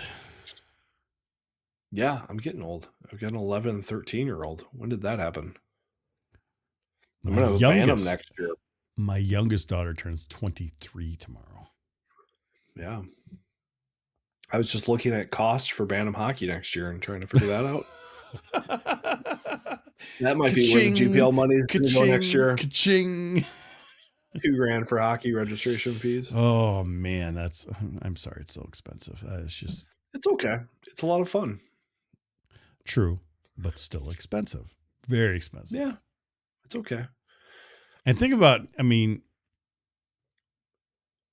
you're not doing overboard. You're not doing all this huge traveling teams and stuff like that. So your costs are high, but compared to what other families put money into. Yeah, like I'm not trying to send my kid to the Brick, and I'm not sending my kid to the Silver Stick or, what all those summer showdowns and stuff, or the spring league king of the whatever. Just that's not. We're playing baseball now. It's like. And how's that going? It's going great. There's been a couple games where my son now is playing on the big field with 90-foot bases and 60 feet 6 inches from. That's a big change. That's a big change. This summer he's going to have to adjust to the drop 3 bat down from the drop 10, I think. So that'll be interesting to see how that goes. But he's enjoying it, so having fun. I never got to that level. I'm not a baseball fan, but I did play 2 summers of baseball. I mentioned those years I was in New Jersey, 11 and 12, played Little League baseball for the military base team. That's the last time I played baseball. But we did take a field trip as a 12-year-old to the Little League World Series in Williamsport. Got to play a game in the stadium where all the final games are played. That's cool. And back they've updated a lot and changed it, but back then they had individual cabins and stuff like that for each team. We were in the far east cabin, so it would have been like, I guess, Chinese Taipei or whoever would have been. Now they've got like a huge kind of dorm rooms and they all get to interact and whatnot. But that was my last baseball game that I ever played, was at Williamsport. Not that we qualified, but I got my last baseball game ever was played on a legendary field. So I feel very fortunate to have done that. I played 2 seasons of Minnesota Town Ball for a team called the Webster Sox down in the Dakota Rice Scott County. Yeah. They had like a little German restaurant in town where we'd go to after practice sometimes and have maybe some beverages. And did you go to the supper club? Yeah, the supper club down there in Webster. So that was fun. We were just Barb and I have been talking about trying to get back to the web. We went there about a year and a half ago. Good food, good stuff. Good. Yeah, it was fun. They had 3-2 beer at the baseball field that people would have afterwards and stuff. And it was my ACL recovery motivation because I had some friends from St. Olaf who played on the team and got to rehab and come back and do that for a couple of years. But the driving was a bit much from the metro down there to practice and play. But it was fun. Did you play at Norwood? Yeah. Young America? Because I guess I would have been on Young America. Norwood Young America had 2 teams, 2 stadiums. Where I lived in Norwood, Young America was, I could, where you remember where I used to do my podcast, I could literally look out the window and see the lights because it was a block away from my house for, I guess the Young America side, which is the south side. A lot of town ball. Town ball is so big in once you get out of the cities. I think Chaska might be the kind of the closest team that kind of has town ball. Chaska have like the mini Met. Mm-hmm. Is that what they have? Because I feel like I played there once. Yeah, the only problem is that they may have fixed it since then, but they were on the wrong side of the river dike. So when it flooded down there, they were screwed. But all right, what are you opening up here? I'm gonna have a little pour of this. Oh, it's Friday. Look at that! It is Friday. So this is a 10-year whiskey row from Old Forester. It's one of their 100 proof releases. 10-year. Is that Dennis Forester? No, Denny. I like Denny. I haven't seen him in a while. It's a good dude. So yeah, real good dude. I'd have a little whiskey with you. Good dark color. Mine's a little darker than yours. Smells really good. My ice has melted, but like brown sugar, baking spice. Mine's not a lot different in color. Like I said, my ice is completely melted, so the color's not too different. But I am starting to feel it. Makes for great podcasting. Yeah. Yeah, rich. Almost like a little tobacco taste to it. Just like the good tobacco taste, not like the Marlboro Good Red. Tobacco? Come on. Yeah, just like rich, leathery. I don't know. It's good. Long aftertaste, good body. What a whiskey. Yeah, good job, Old Forester. These 10-year 1924s are great. So decent. So I haven't looked at the bottle in a while. What is it that you gave me? It was Eagle Rare from when I went down to Buffalo Trace. Yep. So I bought a couple bottles that they had at the distillery that day. Mm-hmm. So that's one from the source for you. Thank you for all you do to make GPL Podcast happen. I'm gonna have to open it on a show sometime, and but I'm really want to save it for a good occasion. So, I mean, it's not super rare. It's just for the last couple of years. It's the sentimental. It's you gave it to me. Yeah. It's from you. I appreciate it. I want to celebrate it on a show where it has some meaning. That's kind of what it's all about. Okay. Oh yeah, this is hitting me good. Eagle Rare is basically 10-year-old Buffalo Trace. It is. They have Buffalo Trace has like 2 mash bills, and then just a lot of different selecting, aging, warehousing to make it different. So what you got going on this summer, Viggs? Well, I start coaching besides baseball. Do you got any vacations? Anything?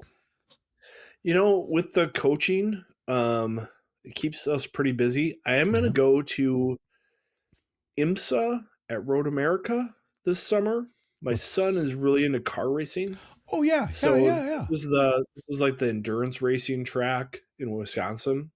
Okay, we're gonna stay at Airbnb in Plymouth, and we're gonna spend all day at the racetrack watching cars go around for like an 8-hour race. I think is what it is. I'm not sure. My son can have all the details. That sounds like pure bonding to me. That sounds awesome. We're going with my father-in-law and my wife's uncle, so my uncle-in-law. And we're gonna do that. We got a golf cart because we can drive around to different spots at the track. So it'll be interesting. I get to stock up on Buffalo Trace in a week. Good for you, Puckhound. Yeah. Is that one of Thompson's aliases? It's probably one of Thompson's aliases. Is that I don't know you, what the Tom's? 15. I don't know what the 1529 stands for, but Well, I was about a year ago, or I think sometime during the season, all of a sudden YouTube just started adding a bunch of numbers for people. okay. It's been weird. Yeah. So Buffalo Trace is great. So, I mean, Yeah. their stuff is highly sought after. A lot of it's allocated. It is opening up.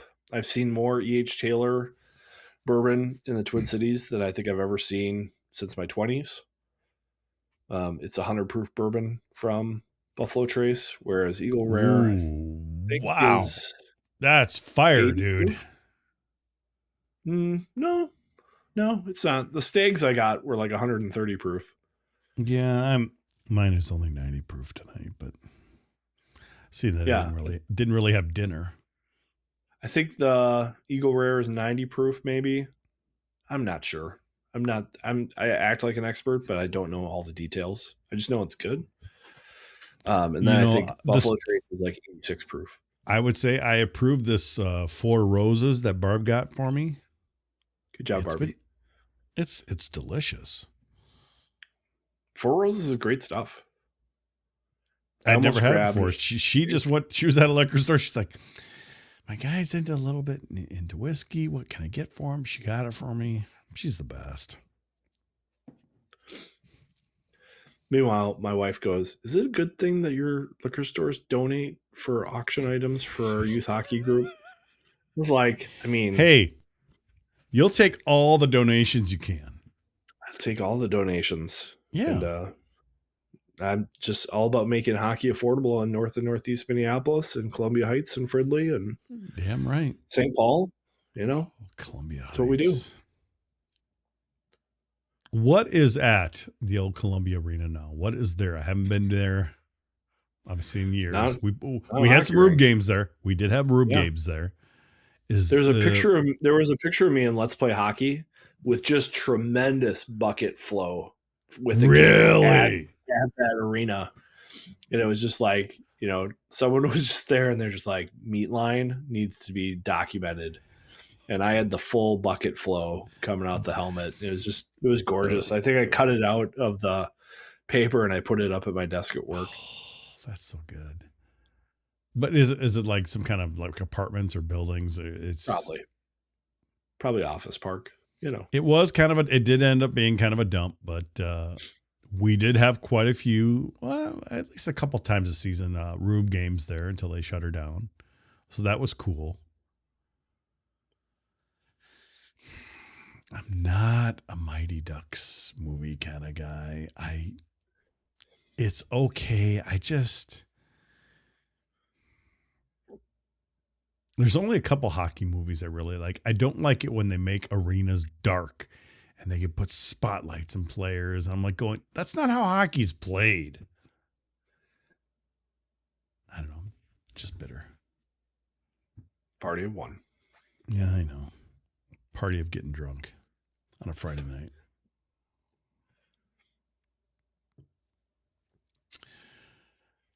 Smith, does he end up here? I don't think so. I mean, here's the thing. What's the other guy's name?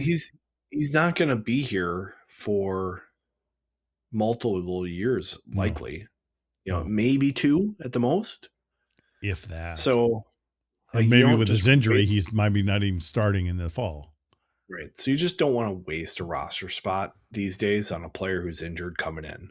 Maybe if you have a player coming back who you know what you got, you do that, but I don't think you do that with a player injured coming in these days. You could always add him halfway through the year too. Like if he's going to be injured for the first half of the year, maybe you wait and say, we'll keep a roster spot open and maybe we'll add you halfway through the year. But it doesn't make sense to me to bring him if he is really hurt and he's going to miss time. Will DuPont play college hockey next year? I think he will. Question is where. I don't think it's going to be Denver. I don't think it's going to be Michigan. So it could be. Michigan's a good place. But I don't think they have roster spots for him. Well, now, but if it goes to 28? Well, they don't have playing time for him, is what I'm saying. Denver doesn't have playing time. They just took some guys. So They did. I think North Dakota is probably your leader. I think Penn State, of course, is in the mix. That worked out well for them. I mean, it did for publicity.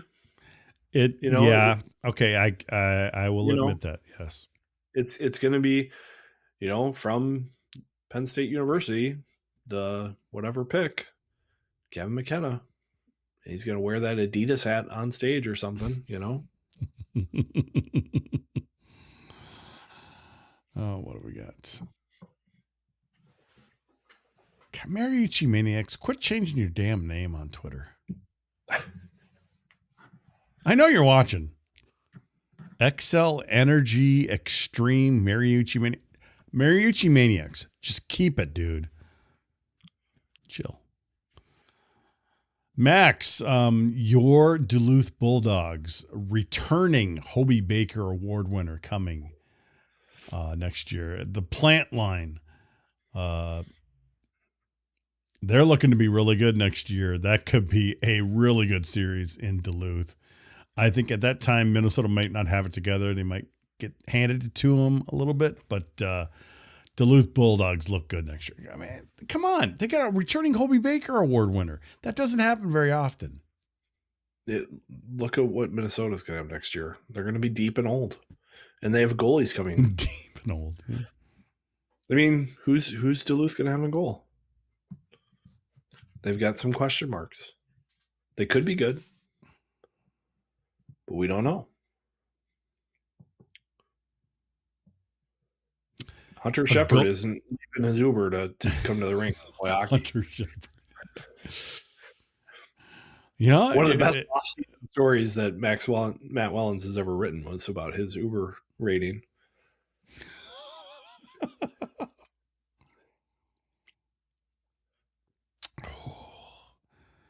Let me tell you, getting drunk on a Friday night on a live podcast for the season finale. I love this, Viggs. We had wanted to do a kind of a Friday afternoon. What was it we were going to do? We were going to do a happy hour. Happy hour. That's what we were going to do. Yeah. Too bad our team didn't show up, but I am feeling good about the team next year. You should. You should feel really good. They got the best. No, I do. But it's not only about players. It's how they come together and how they play. Obviously. I mean, we've looked at teams that have had superstars, haven't finished. Look at Penn State this year. They brought in the superstar. God, whatever. Lost in the first round. Who's the superstar they're bringing in? Wyatt Cullen? He's going to have his dad right next door to keep him in check. Who's the superstar? Is it going to be Cullen, or is it going to be Kvasnica? Well, who's the number one? Who's the only number one pick on the roster next year? I don't even know. Wyatt Cullen's going to be the only number one pick on the roster. You think he's going to? You think he's improved his? Yeah. Okay. I think he could go like 10. It's not like a great draft, and he's been such a late bloomer with his growth that I think a team's going to take a shot on him. Let's effing go. 10. Let's effing go. So he's going to be the only number one pick. And then you have, guys come in like Muir who want to prove himself and get a pro contract. And he's going to be able to run power play. So, yeah. And the power play is going to be great next year. What my biggest question is penalty kill. Luka is going to have to be their best penalty killer. And you're going to lose Steve Miller, who by the way, okay, hold on though. Okay, Thomas. Yeah. The decor is completely changing. I'm guessing Evan Murr he's seen it all. That really helps. Yes, he can run the power play, but you know what? I'm guessing he's going to be pretty good on penalty kill as well. I mean, hasn't he been the two-time defensive player of the year? Yeah. In the CCHA, and a lot of people saying, Gopher stole him. I actually have heard that it's actually more of his agent advisor saying you need to get out of there and get to someplace bigger. So he kind of landed for Minnesota, didn't he? Well, I talked about it earlier. He was only getting ATO offers. And that means that you're not getting paid. You're not guaranteed a spot on the roster next year. No. A team is just getting a look at you. You look at some of the players who did sign, who got the PTOs or got contracts that start next year guaranteed. That's a guaranteed spot. Like Luke Middlestat has a spot on the roster next year for the Montreal AHL team. That's great. Given the PK last year or two, not sure Miller is a loss. How funny is that we've swapped coaches, Leyland and Miller? Hey, everyone needs a fresh start. And every coach has an expiration date is usually what the saying is. Eventually, Miller missed his chance to be a head coach. I don't think he wants to be a head coach. True. Just being around him. Just being around him. I don't think that's his thing. He doesn't want to be the guy who's the head coach. It just doesn't seem like that. It'd have to be the perfect fit for him. He likes being the assistant. He likes the grind of it. I loved his positivity, though. I loved his enthusiasm.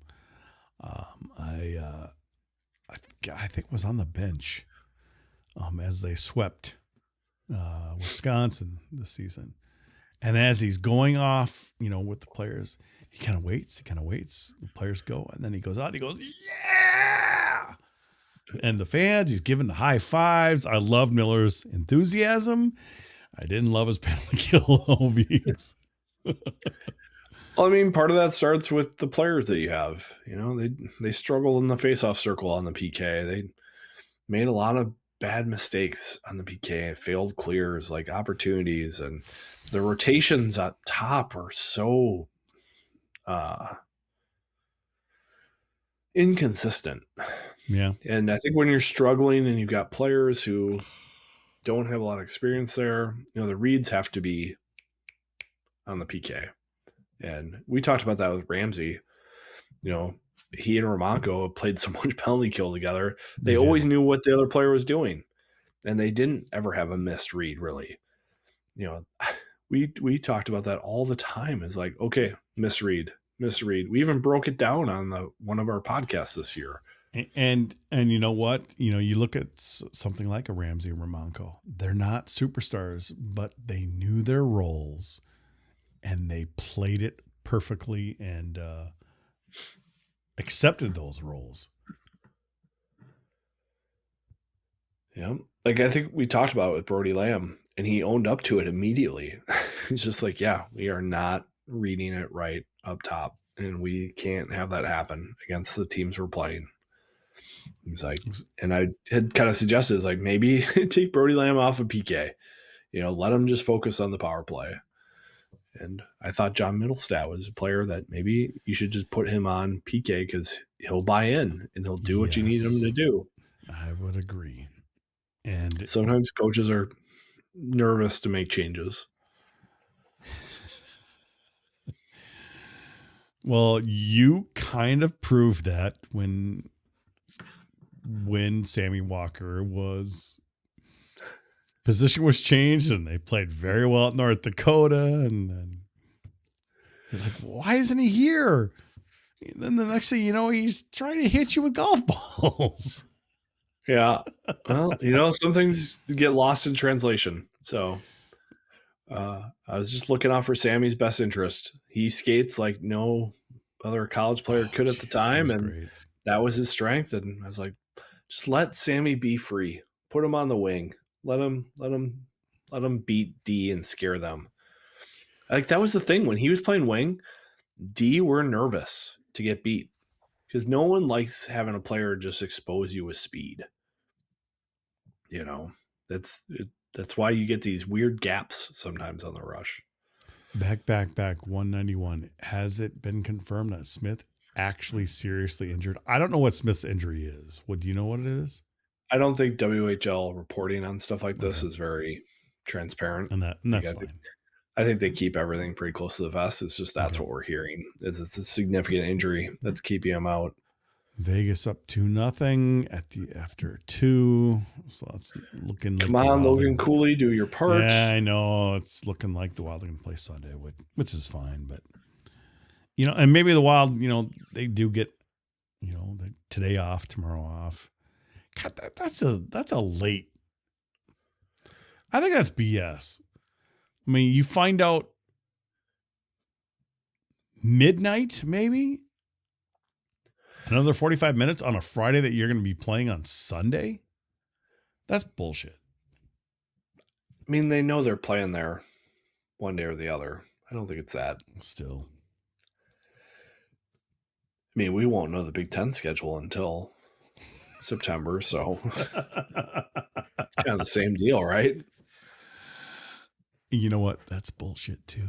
Yeah, I know. Because they know the schedule. They know the weekends. Just share it.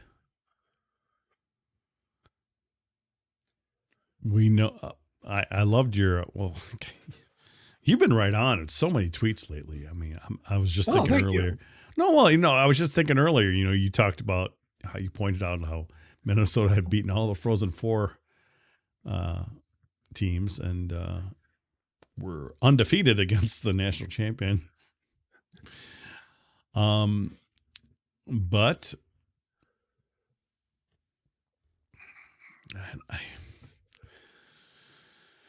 you're right on, Viggs. You're always on. Sorry. Thank you. Thank you very much. Measure myself against others by height, except against Mote. What are you like 6'3"? Almost. Except Mote. Except Mote and Viking. Those guys are large. Viking's a big boy too. Yes. Uh-huh. He is. Don't know the game. We don't know anything. The Wild, they already got screwed on timing anyway. Here you've got a number 2 and 3 seed starting at 8:30 p.m. a couple times. I'm like, come on, what are you doing? And they'll do the same thing. They'll do the same thing. They'll do the same thing. They're pros. They'll be fine. I just love the attitude right now of all the Wild players, like not getting rattled with anything.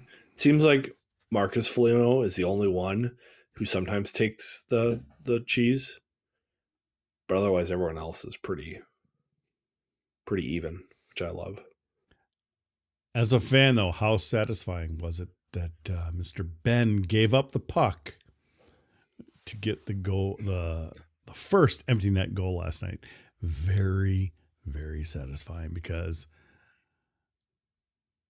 he had offensively, he really didn't contribute a lot or at all for them, but he was still in the thorn in Minnesota's side. Yeah, very satisfying. It was great, and I also liked seeing who was it that dove Rantanen and put himself in concussion protocol with his own dive. I mean, that's just that writes itself right there. I mean, you couldn't put that in a movie and make it more real. But great series. Looking forward to more of it. I think Minnesota fans deserve a good run here. So, yes. Should we wrap it, Jupe? I think we should because I'm getting way too drunk. Shocking. Don't want to make any mistakes tonight. So, Mistakes. It's the final episode of the season. So, appreciate everyone who has been on board with us this year. It has been a therapy session many nights for everyone, all of us. That is the perfect word. Therapy session. Mm-hmm. Yep. What else can you say? It's still a fun season, though. We still love being here for the therapy sessions. I think more people watch when there's therapy sessions. They're like, what the hell's going on type of thing. I don't know. Our numbers are pretty good after big wins and stuff. At least True, on page views. But actually the episode of the coaching change was more viewed than the Larson episode. Which is interesting. People care. People care. Well, that's what Bob said. The same people that go to Tampa are the ones that are going to be on social media criticizing you. It comes with the territory. Yep. And I think Bob did the right thing and left the program in a good spot. Like they're going to be really good next year. Like, and this was the plan that he had going in the offseason. Well, no. Well, hold on. He would have had 6 players would not have entered the portal. So do you think 6 players would have gone into the portal if Motzko was still? You think so? Yes.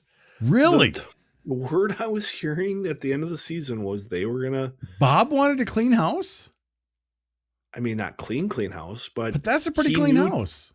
He knew changes had to be made because they can't have seasons like this.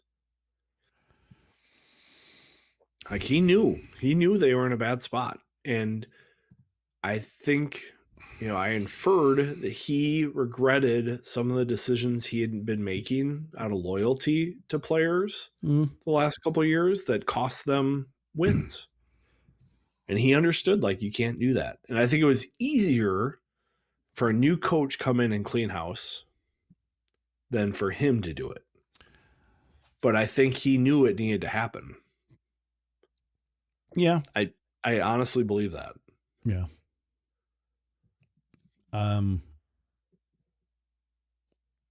I like Gruba, but I think that was a huge. You can't even call it a mistake. He came in with pretty high pedigree. He was looking great. It was a gamble. It was a risk, especially after his freshman year. Yeah. After his freshman year, and you saw what he did on the ice, you're like, I know. Where is it? And they just say, Joe, where is it? Yeah, where is it, man? And you knew, like I said, I think in our opening podcast of the year, it's like they have put a lot of eggs in the Leo Gruba basket. You did say that. Yep. It's like if he doesn't work out, this is going to be a tough season because they didn't reload anywhere else on defense. Mm-hmm. I like Rombach, I like Whipple, but they're not Rinzel and Chesley. Yeah. And they didn't have anybody like that on the roster. They were thinking, Gruba's going to be that guy. And he had a high ankle sprain. And my dad always likes to joke that I recognize the high ankle sprain as a very difficult injury to come back from because I had one my junior year of high school and it ruined my season. For what I could do at least, but it just was a tough roster to recover from. You can't just go to the waiver wire and you can't make a trade. So ended up being the worst season in over 50 years. Yes. And I think on to the next week.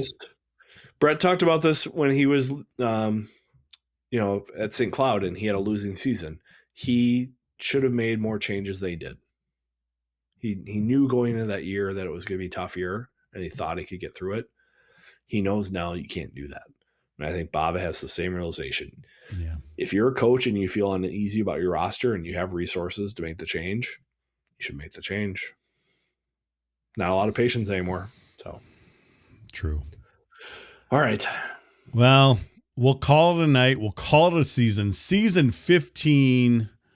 I don't think anyone's been doing it longer than us. People have done more shows than us. But it's always a fun thing, even if the team sucks. We have fun here. You would not believe how much we fake it, folks. We're trying to be as honest as we can with our opinions. My notes have like 5 bullet points for these shows. We try to give it to you as best as we can, as honest as we can. We obviously, I leave it to Viggs to be the expert. I just kind of direct him where he wants to go each night or each episode. We thank the sponsors, Cascade CBX, Cub Foods, Pull Tab Sports, and the Kinger. We will be hopefully keeping that relationship going. Viggs, any final thoughts on season 15 of the Gopher Puck Live podcast? Next year will be better. I like that. Good night, everyone. We may have a summer episode if something happens. Who knows? We'll play it by ear, but if not, we will see you next year on the Gopher Puck Live podcast.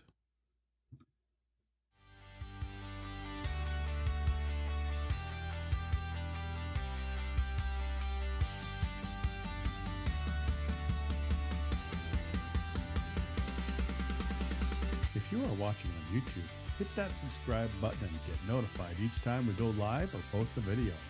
If you listen on Apple Podcasts or Spotify, please rate our show and leave a review.